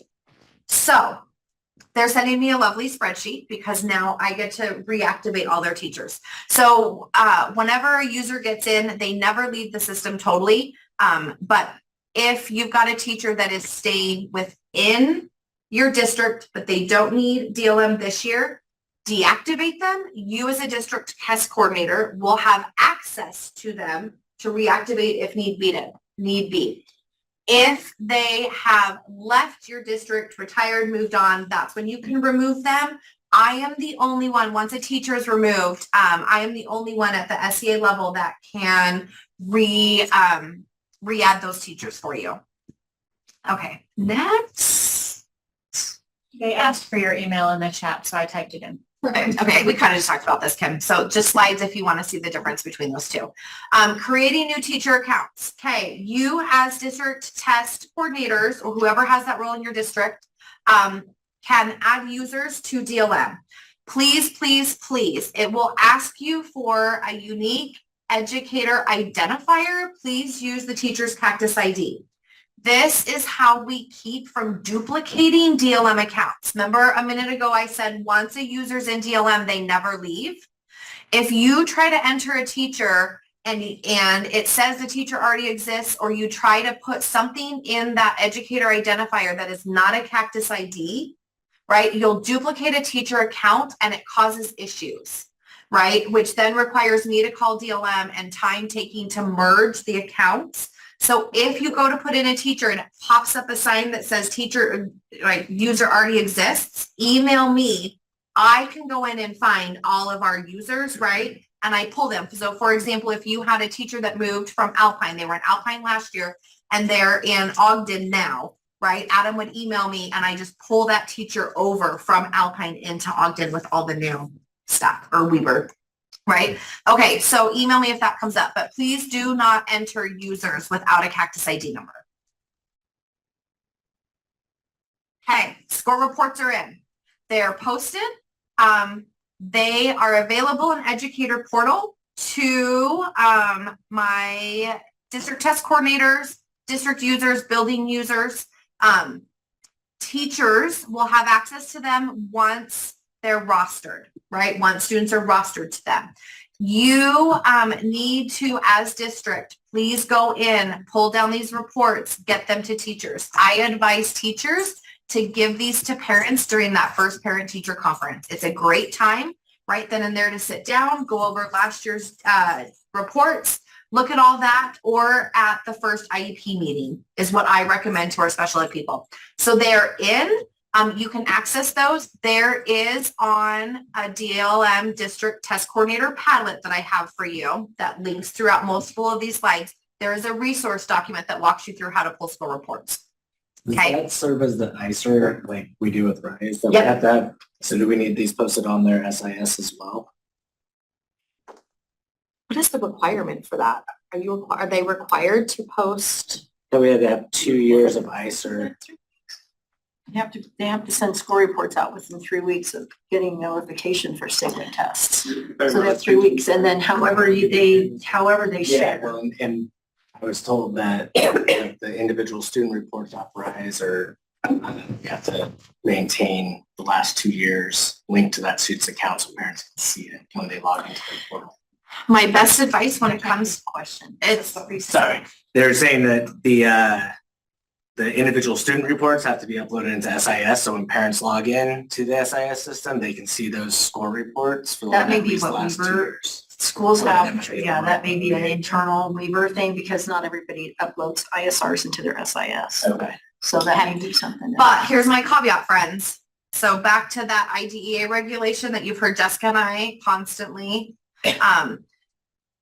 for students with disabilities, whenever you do something for general education students, you usually have the requirement to follow the same with students with disabilities. Does that make sense? Yep. So if you're required to do that with RISE through your district, I would probably do the same thing with DLM. And this would serve as that. Yep, absolutely. That's what it is. It's exactly what it is. It's their individual score report. Yep. Okay, so next become familiar with our website and the different links available there. Okay, District test coordinator training for this year. So I will be doing this on September 30th, Monday, September 30th. From 9 to 12, there is the Midas course that you can go in and register.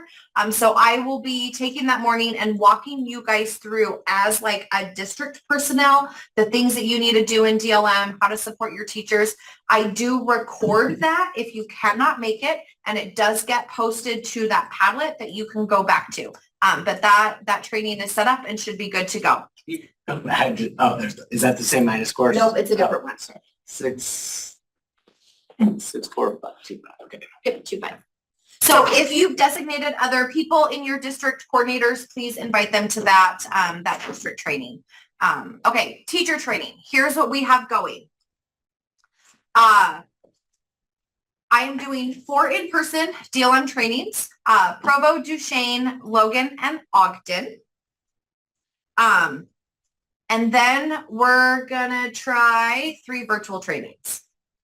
So these are all-day trainings that happen. We get teachers through. In the morning is the facilitated DLM training that I get teachers through, that required train in DLM. And then the afternoon is all digging into expectations, educator portal, resources, right? How can we be successful in administering the test? So there's the Midas course for that.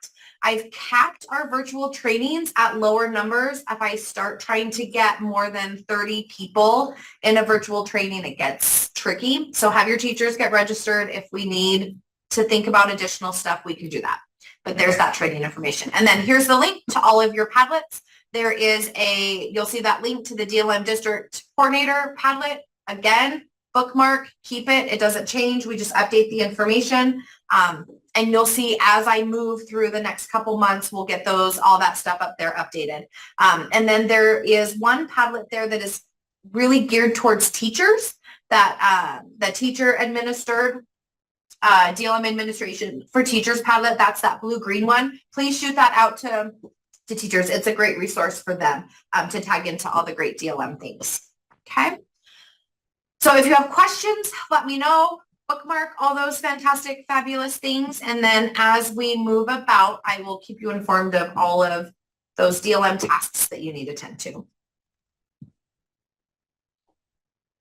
Megan, you're up. All right. Sorry. Paying attention to the time, everybody. Yeah. Okay.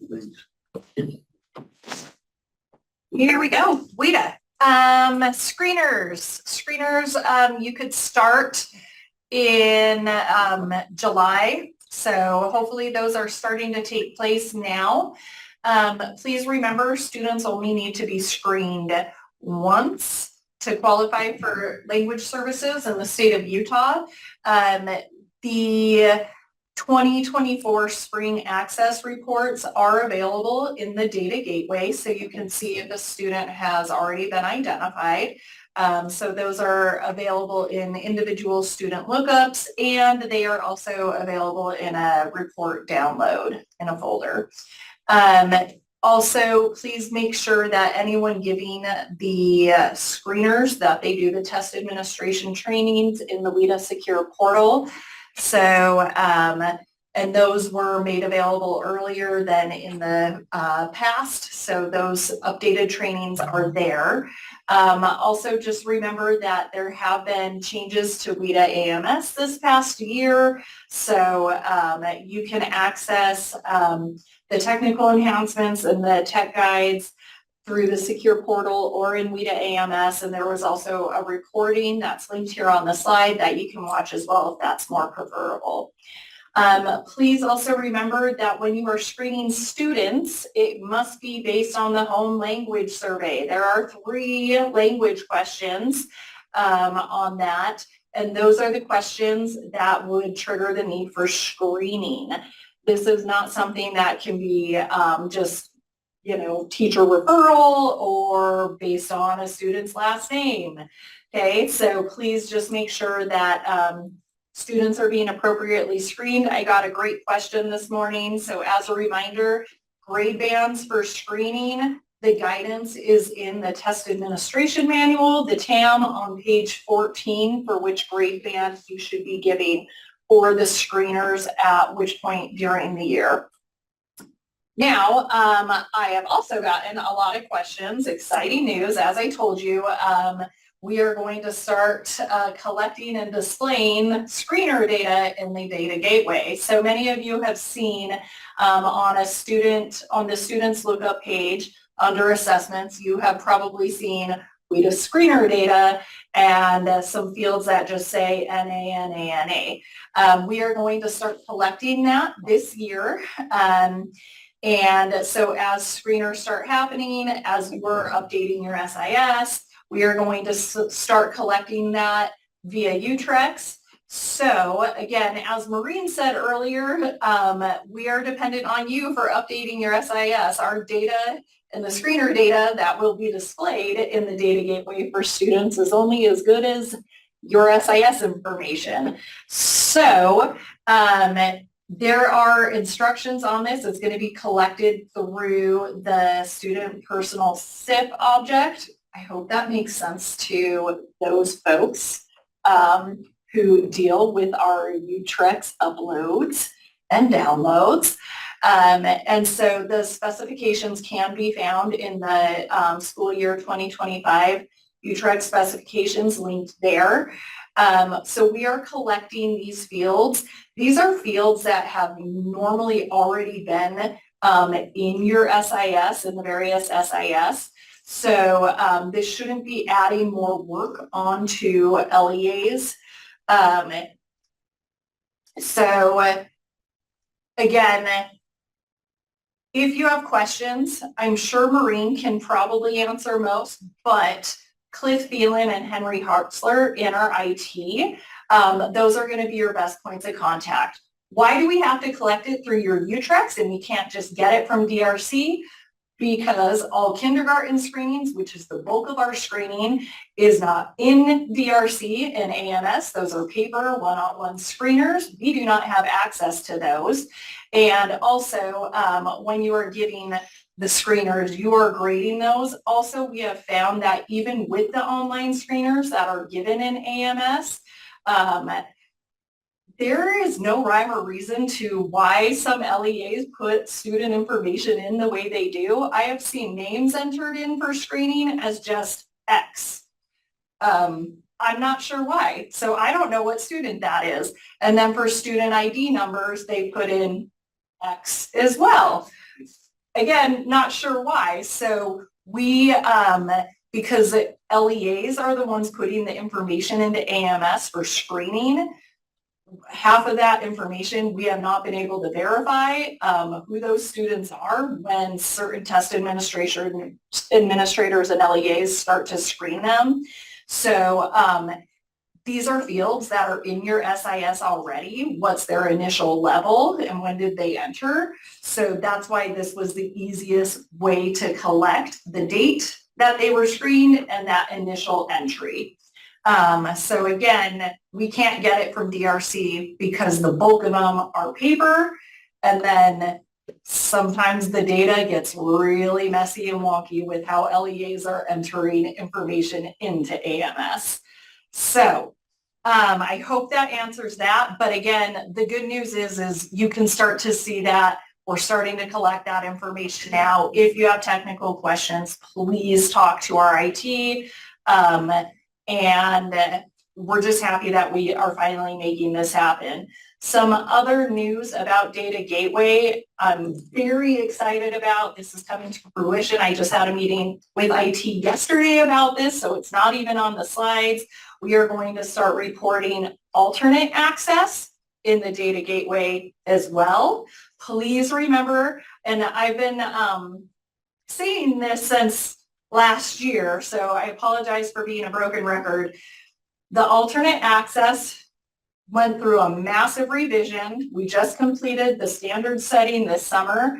Alternate access spring 2024 reports are going to be available on September 12th. Okay. So we will also be putting alternate access into the Data Gateway. So great news, we're getting more and more available to you to hopefully help with identification. All right, so that's screening. Now let's talk about access. Couple of reminders. I've given you the test dates already, but you're gonna get even more information today. Please use the full test window. Students need to have the ample opportunity to test, as this test is directly tied to a student's civil rights. So please be aware, you do not have to just stick to 6 weeks within that 2-month test window. Use the whole test window. Kindergarten access is being redesigned. So WIDA is looking for volunteer LEAs to help with the field test this spring. And if you would like your LEA to participate in the redesigned kindergarten access field test, there is a survey to complete, and there's some financial incentive here. LEAs that do get to participate in this field test, for every student that does participate, that LEA will get $100 per student, okay? So that could be big. That could add up. That's awesome. So if you have any questions, there's an email that you can send questions to WIDA at. If you're like, yeah, we want to participate, please complete that participation survey. Please know also that not everyone that applies is going to be accepted. So, you know, just be aware of that. And now, here are your dates for access this year. So this is all posted on our Utah page on the WIDA website, and these dates have also been updated on USBE's WIDA tab. Couple of dates that are going to be coming at you sooner than you realize. October is when you can start, October 11th to be exact, is when you can start ordering just Braille and alternate materials. We are going to be doing the first pre-ID upload on the 30th of October. Maureen and I will be messaging that a ton as well. So remember now, the state of Utah, we do 2 pre-ID uploads. All materials outside of alternate and Braille will be ordered for you based on that first pre-ID upload. We will do the second upload in mid-December. And then also, please remember, as everyone requested last year and we made things happen, you all wanted your test materials sooner. You should receive test materials right around December 13th through the 16th this year. Yay! And again, your test windows are there. So hopefully things are just getting easier and better for you to manage. All right, WIDA trainings. These are the trainings that are going to be hosted by USBE with WIDA staff this year. These are all in Midas. Hopefully you have seen these in AD memos. Please sign up. These are spread out over the year and going into even next summer. So we will be messaging these out. Please start signing up. And then as we continue throughout the year, there will be more free just webinar and Q&A sessions that WIDA will also just be hosting for the entire consortium. That I'll be announcing, and those are free to attend as well. And again, your main points of contact for WIDA are going to be myself and Tracy, as Anne Michelle has gone back to her school psychology roots. So please send any questions our way. We're happy to help you. Let's see, questions. If a student new to our school puts English on the home language survey but has a WIDA score, we still continue with EL support, correct? It depends. So we have issued some guidance. It is on our website. I'll put it in the chat in just a second here. Every now and then students have been like given WIDA access erroneously, students with similar names, or, unfortunately, someone just assumed based on a last name, the student had to be given a test. So do your research and find out what the story is, and I'm going to put the guidance in the link to the guidance in the chat, and just reach out to myself if you do have any questions, because every situation is a little different and unique. So yeah, we're here to help you and provide that technical assistance when you need it. I think that's it for me.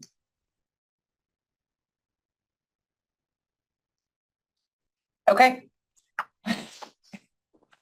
Go ahead. Just a quick reminder about peak rostering for any LEAs, that we are rostering that at the state level. And if you manually add classes, it will be deleted. So we've had a lot of issues with duplication of classes and the completion report problem. So any classes that get added will be overridden by the actual system. So please make sure your information is correct in your SIS system, with your preschool teachers having a Cactus ID in order to roster those classes. Go ahead. We're short on time. So there's more information on the slide. Please read it if it applies to you. So for Acadians, like Maureen mentioned, we are doing the rostering this year. So a couple of things, just make sure your benchmark windows have been set. The start date is the important piece. You can go past the end date, but the system will not allow you to start testing until that start date. Please make sure your test administrators have been trained. The ALO system is very different. So please make sure they have been trained and practiced, and you have verified that they are within that 1 to 2 points of their actual score in order to say that they are accurate assessors before you have them start benchmarking. Make sure the ALO app has been downloaded on your assessment devices. They cannot just go into the site. They have to have that app downloaded. So there's some directions on making sure that gets downloaded. Make sure your other staff have been rostered and protected so their data is not overwritten. Make sure that all your schools and teachers have rostered. Please give us a little grace. We are really working, like Maureen said, we are meeting every single day, but we are wanting to make sure that everything's correct before we just start sending data to every single LEA in the state. Make sure teachers have logged in, created their accounts, and then students should roster in the second day of school. If your school started this week, that could be a little bit delayed because we're just trying to make sure everything's correct before we start rostering our really large districts and then find out that it's messed things up for them. So parent reports, the parent reports in ALO only include student score data. So there are a couple of things that are additionally required based on the code right there that's listed. So we have provided some sample parent letters that you are welcome to utilize. And there's the link. If you need to roster other staff, there is the recorded webinar link with the passcode. Make sure they are protected. Please do not roster teachers or students. If you're like, this student's missing, I'm just going to add them, please don't add them. It does cause problems. If they're not rostering and everybody else is rostering, then there's an issue with their UTRUX upload. So please go there and fix that, and the data in your SIS system, don't add them in. Just a couple of reading administration trainings that are still available, as well as some links to the Canvas courses. Please encourage teachers to go register for that ALO BOY benchmark training Canvas course. All it is audios for the beginning of the year, for every grade level, for every measure, multiple practices that they can utilize. And then I will be adding audios for middle and end of year. I just honestly haven't had time to get them done this summer. And then if you are looking for data and reporting resources, There are a couple of trainings still left. And then those are also resources for data and reporting.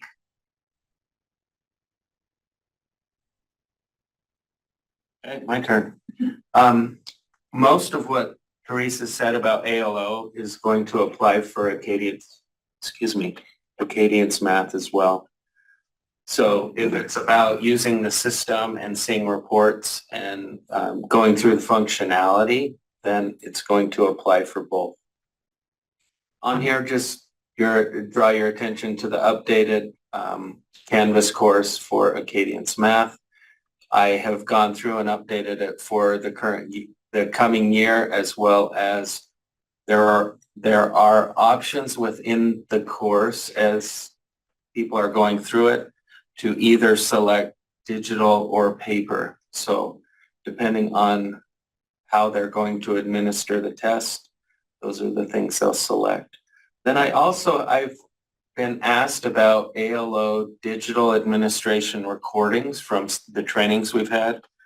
And if you've experienced the Acadience reading, Acadience math is a breath of fresh air. And normally Kim wouldn't say that math is easier than ELA, but for Acadience math in the digital administration, it is quite a bit easier. And honestly, as we've gone through the trainings, there's not a lot in the recording that would be beneficial. So what I've done is I've included the slides that I've used that are more facilitation of the actual training, and then the test administration practice site. So if you have those two together, I think you would be just fine without a recording to be able to have teachers practice that. And remember, that's for kindergarten and first grade measures. There is no digital administration for any other grades. Next. And then this is for both reading and math, but we have some data analysis coming up to put on your calendar after that BOI administration, so we can talk through analyzing that data. Oh, just real quick. If you do have staff planning on attending, we want to make sure we have enough slots. So if they're planning on attending at beginning of year, or if you're planning for the future for the middle of year data analysis training, if you could please complete that form for us. We'd really appreciate that. Just we want to make sure we're able to support everybody with this change in the platform. Oops. And then this is a reminder, especially for those new assessment directors, there is a process to become an Acadience math mentor, whether that's our hand reading mentor. So you can see the process, and then there's a link to this as well. If the benefit here is that you would have someone in your LEA or school that could provide Acadience training, the official, as you can see there, the official Acadience training. So that would be the benefit of helping people as they go through that process. All right, for Apple testing this year, if you are in an LEA where you have schools who participate in the state's dual language immersion program, we have a training for Apple coming up in September, so you'll want to take note of this.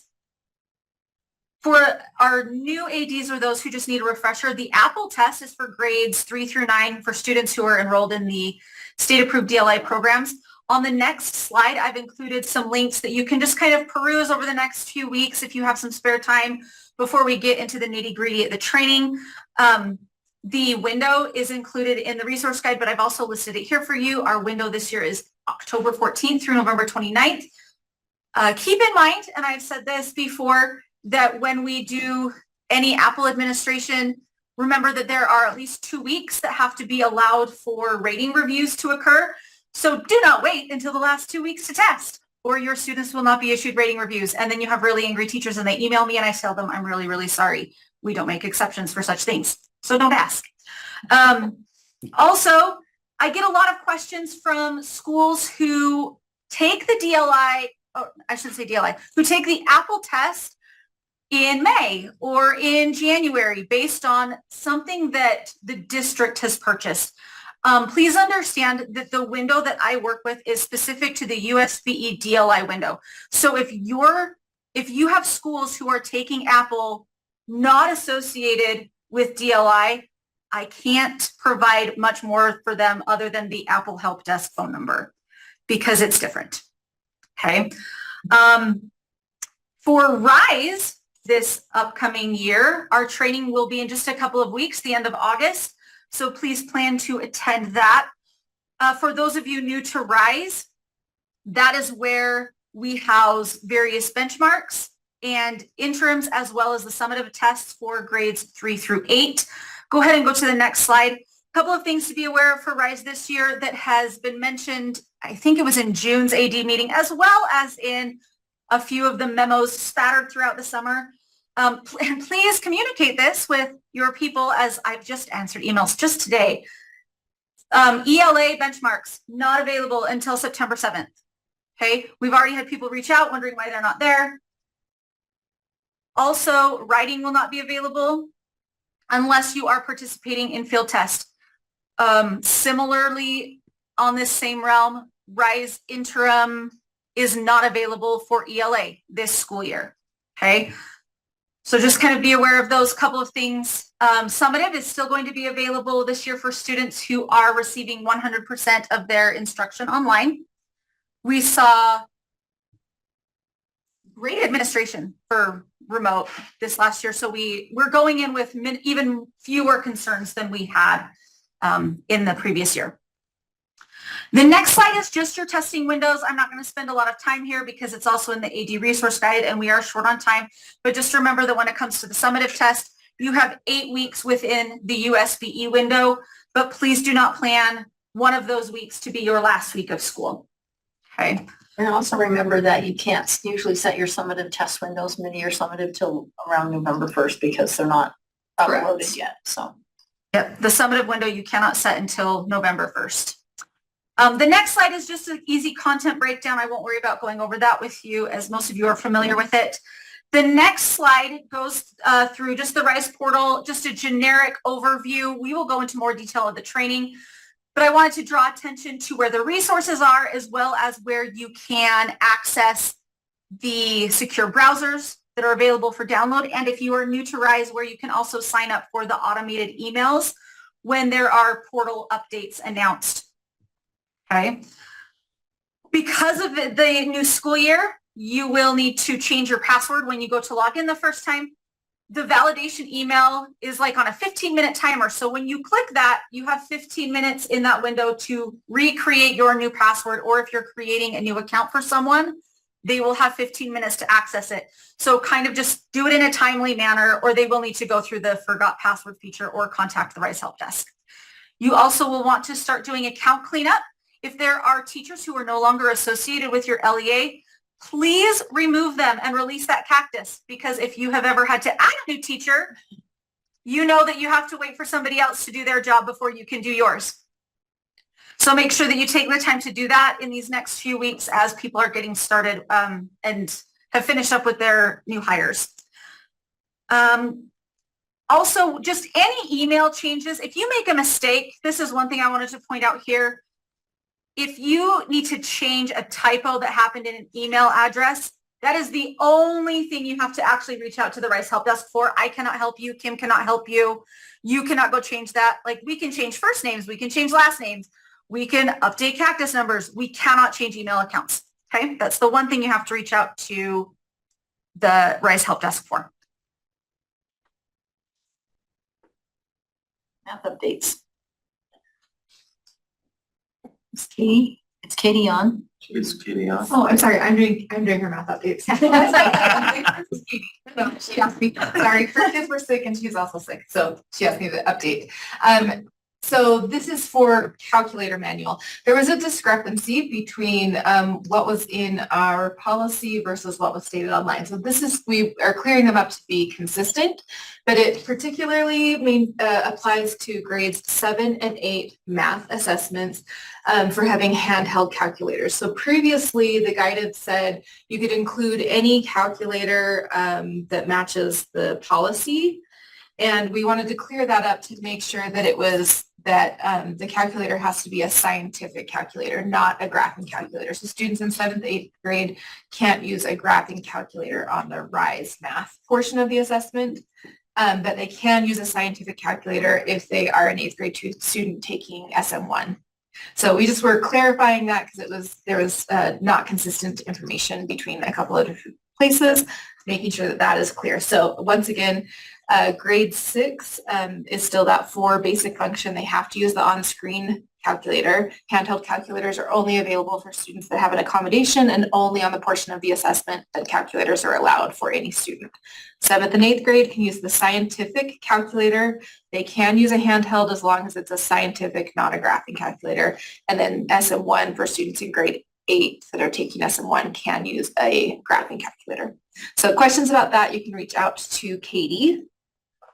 And then interaction types. Jared, do you want me to talk about these or did you want to talk about those? I can talk about it. So we have been working with Cambium they've come up with some different approaches on the things listed there. So it's not new, it's just the way it looks in the system is a little more friendly. And so just know that those are coming. We've included those in the training tests. So make sure that students are interacting with that to get familiar with that.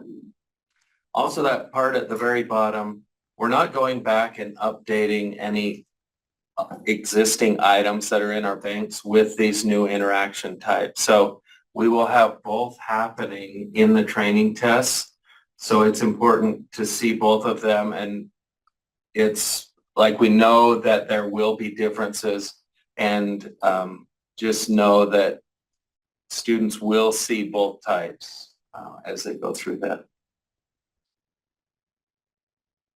And then we have been working on these. Students did see these, or some students saw these in the spring as a field test item. And this is just more as a review and information. You can see at the bottom, these are also included on the training tests. And depending on the training test you use, you can see which item that is. And another reference, especially for elementary, teachers often see these in science, so it's going to be similar in that respect. Okay, and now ELA updates. We've been getting a lot of questions about this. Kim, will you actually go to the next slide? Thank you. Okay, so there are a lot of changes coming your way. So let's first talk about the benchmark and interim assessment changes. There are no writing benchmarks for this school year because writing is getting an overhaul. So again, no writing benchmarks. These will resume and be available again next year, okay? Also, please remember, due to the changes in the ELA standards, there are no listening or language benchmarks anymore as well. So the language benchmarks were those traditionally editing task items, okay? So those have been officially retired.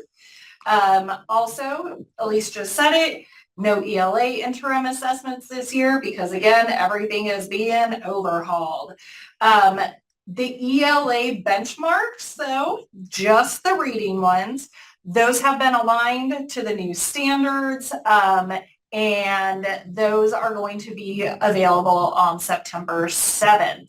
So Teresa's going to talk about the timeline for all these changes. Will you go back to the first 2 slides? One more. We switched the orders on you, sorry. Okay.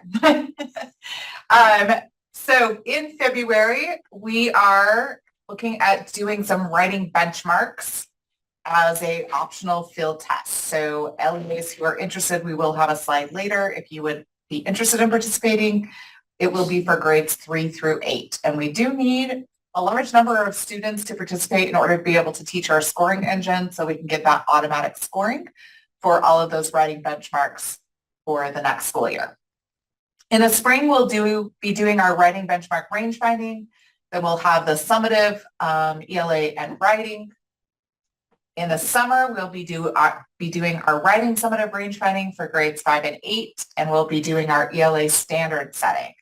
So that's where we'll be really determining those cut scores for the ELA assessment based on those new standards.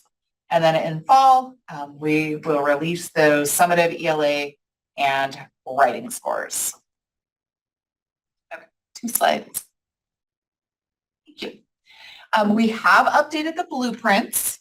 So please take a look at those. We have a link there to the blueprints. So we are still covering literature and informational. It is passage-based questions aligned to our standards. We still have single and paired passages. And then, of course, the writing in grades 5 and 8. It is different. We've removed those speaking and listening and editing tasks, and we've also added how clusters are working into this. So every student on the summative this year will see at least 1 cluster, and they'll receive 3 reading passages and then 1 cluster. So you can see below just that overall blueprint of where what items students are expected to get. And here are the 6th through 8th blueprints. Again, please remember everything's being revised this year. Scoring's going to be delayed to the fall of next year. Please link to the blueprints, share these with your educators because we have been getting a ton of questions about what's going to be on the ELA assessment this year. So, and again, students will be seeing clusters this year. Not all students saw them last year. They will be seeing them. So next slide. What are ELA clusters? Clusters are still passage-based, but they are not standalone items. They are items one leading into the next, leading into the next. The training tests do have clusters on them, and we've specified exactly what item on the training test so you can see examples of this. We really want to encourage you to have your educators take your students to the training test so they get used to this item type in ELA and math. They're used to it in science, but this is probably new to a lot of students still this year. Okay, so we have updated the boilerplate language, which just means the information that they get as they are doing their writing.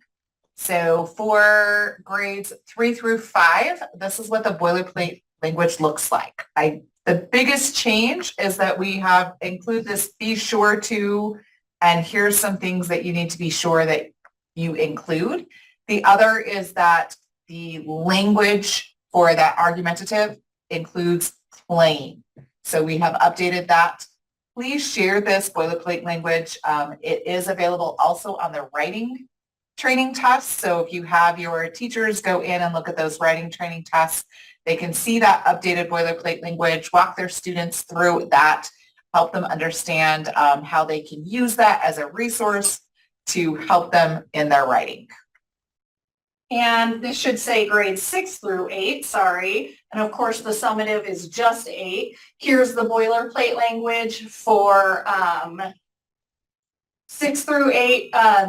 6 is a little different because it does not have counterclaim for argumentative. One thing I'm going to point out though, for all grades, and I think a lot of people are going to appreciate this, notice on info explanatory, it no longer says 2 to 3 paragraphs, okay?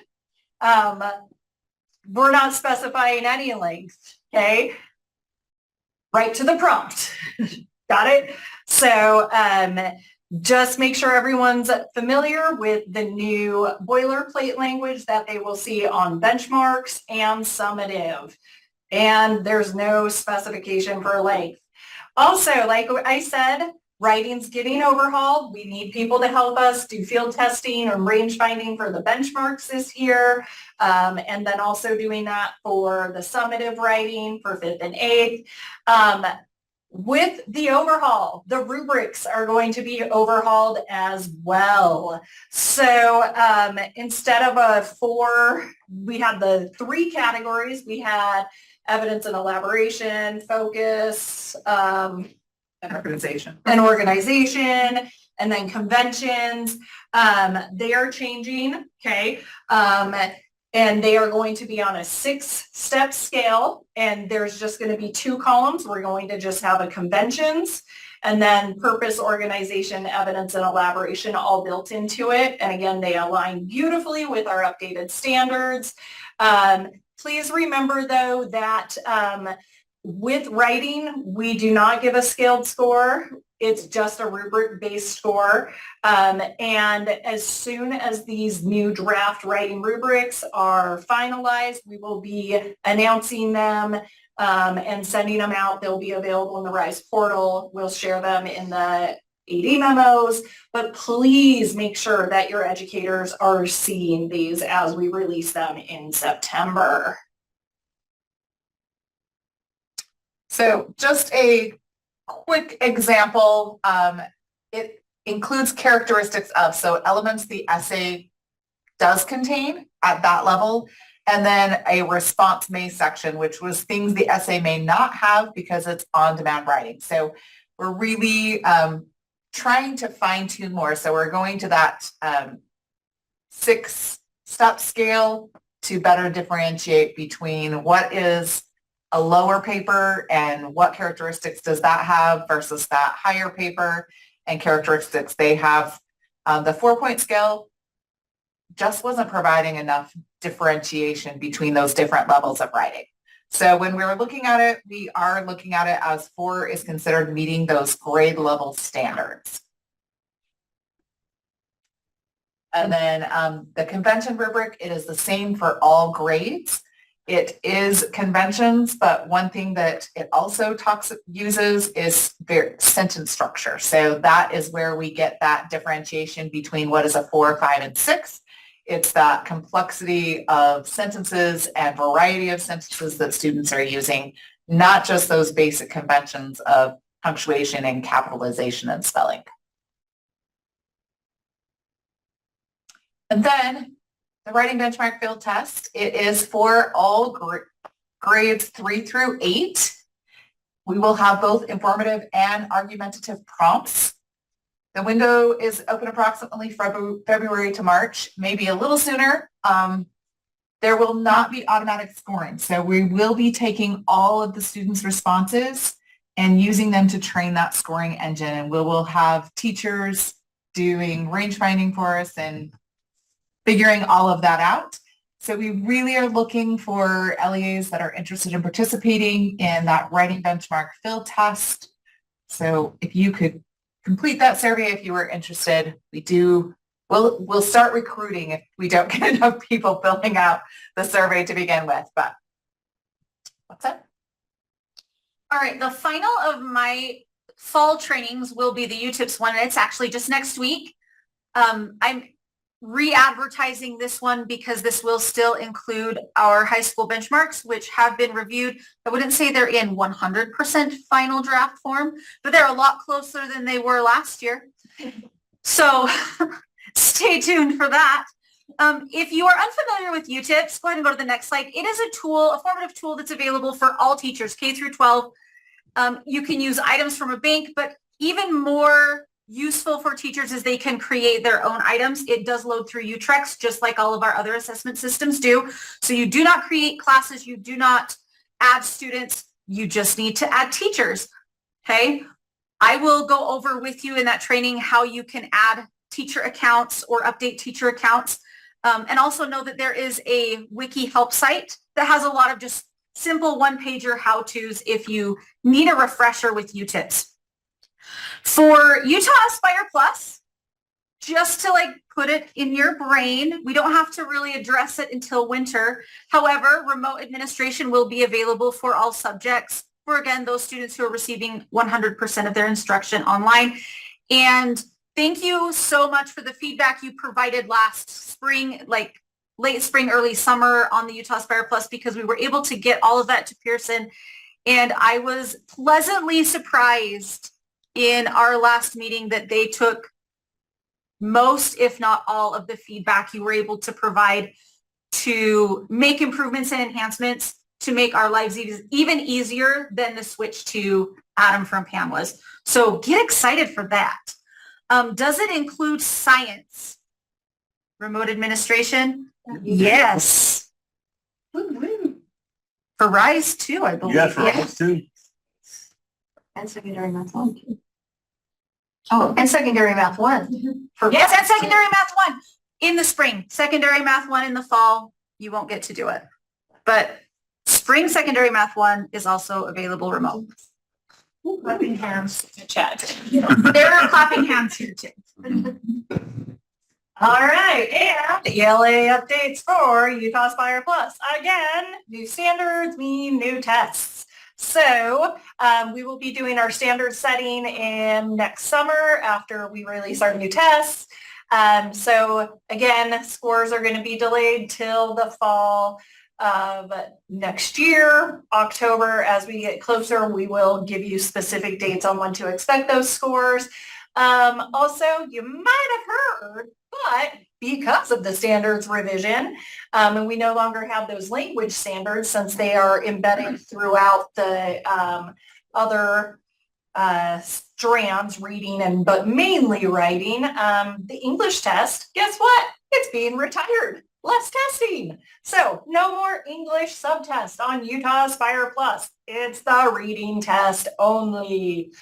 Please, please, please, again, have your students practice these tests, okay? So they're familiar with how the platforms work and the types of items they're going to encounter. And the new blueprint for reading grades 9 and 10.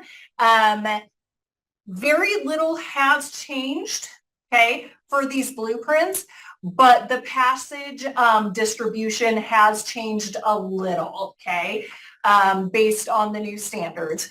So the link to the new reading blueprints are there. Again, please disperse this information out to the masses, okay? Yes? Questions online? I'm responding to it. When does the English test retire? It's retired unless you are the winter sports school. It was retired. It's done. It's done. Awesome. Moving to ACT updates.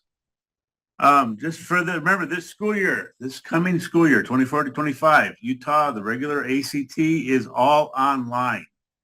There's no longer a paper option unless there's an accommodation for a student to receive a paper test with the appropriate 504 or IAP accommodation.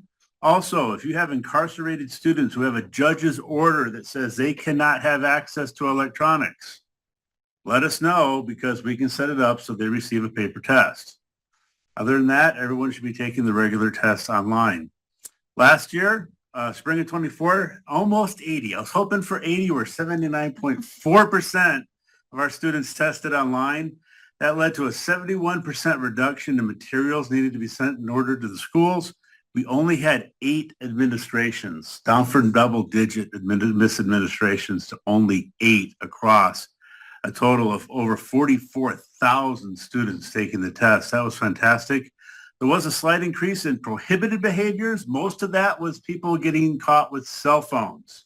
We've even seen cases where parents did not know their student had a burner phone and they stuck that into the test because they gave you the parent's cell phone. It was okay, right? And so, so we don't know how to feel about that because great, you're catching them with their phones. And then it begs the question, how many got their phones through and didn't get caught? But you're catching quite a few of them, which is great. The other 2 big high points were there's 21 kids were sick during the test and had to leave. That led to something that was prohibited. They had to cancel the test. And then 21 other students just quit and gave up and left. And so You can't do it. Well, for whatever reason, they say, I'm out of here. I'm going home or whatever. That's fine. Our ACT training's coming up.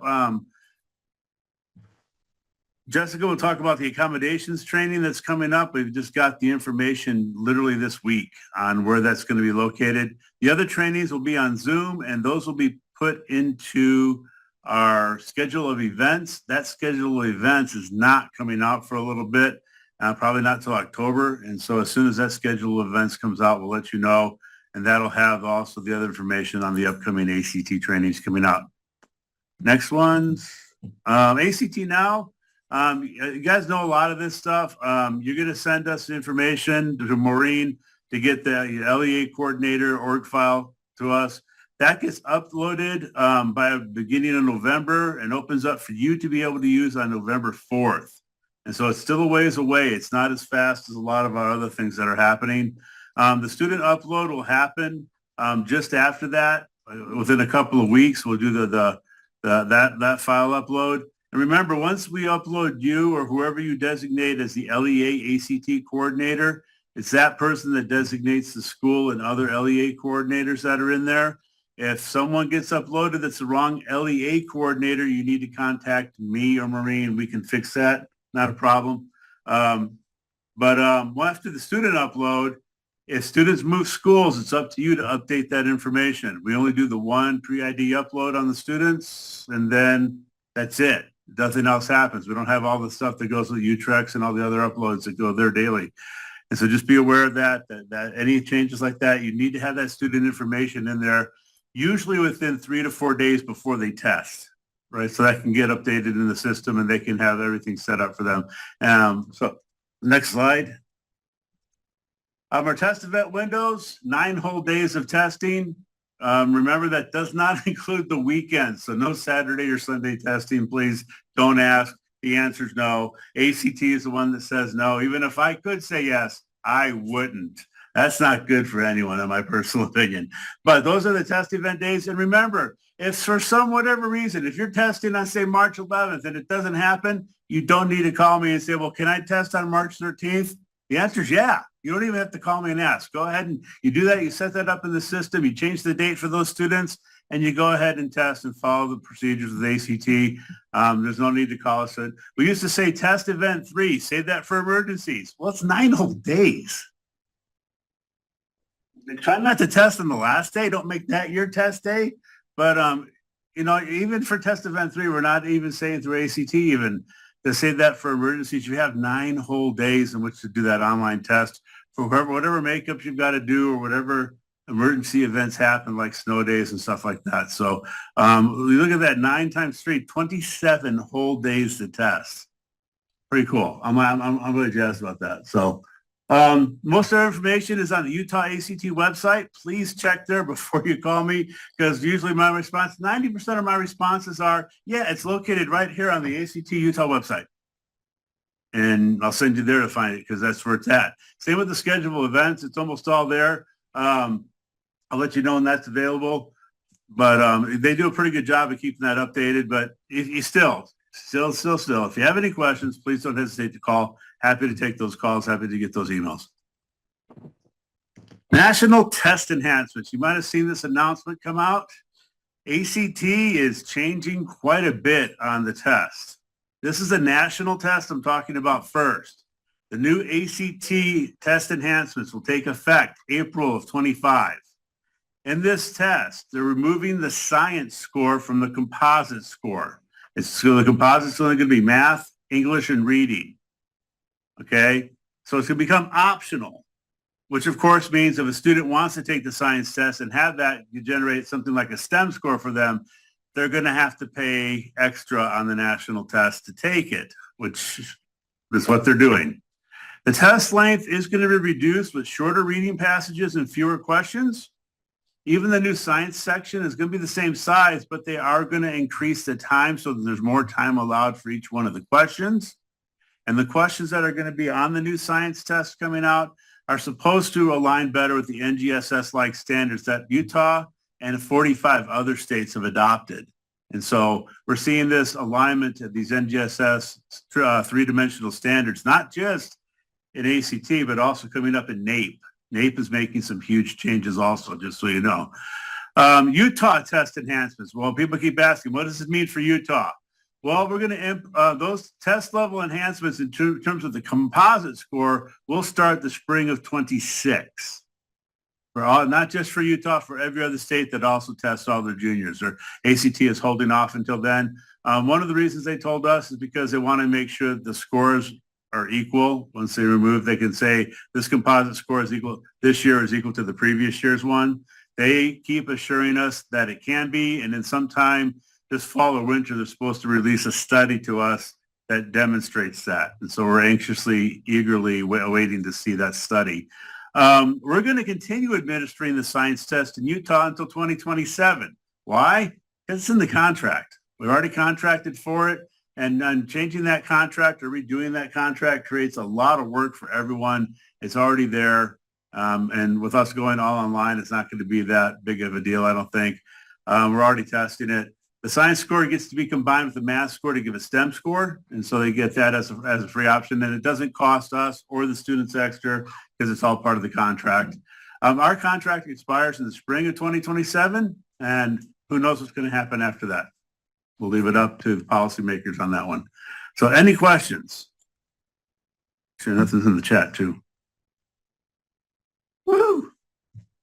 Okay, as Scott mentioned, we have an upcoming ACT accommodations webinar. This will be recorded, so if you're not able to attend as it's scheduled, it will be posted on the Utah ACT website.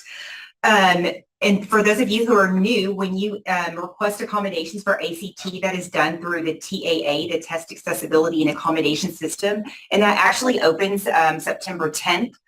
And I do recommend if you already have students IEPs and 504s and they're not going to have another meeting prior to January, to go ahead and schedule yourself some time to upload those accommodations earlier.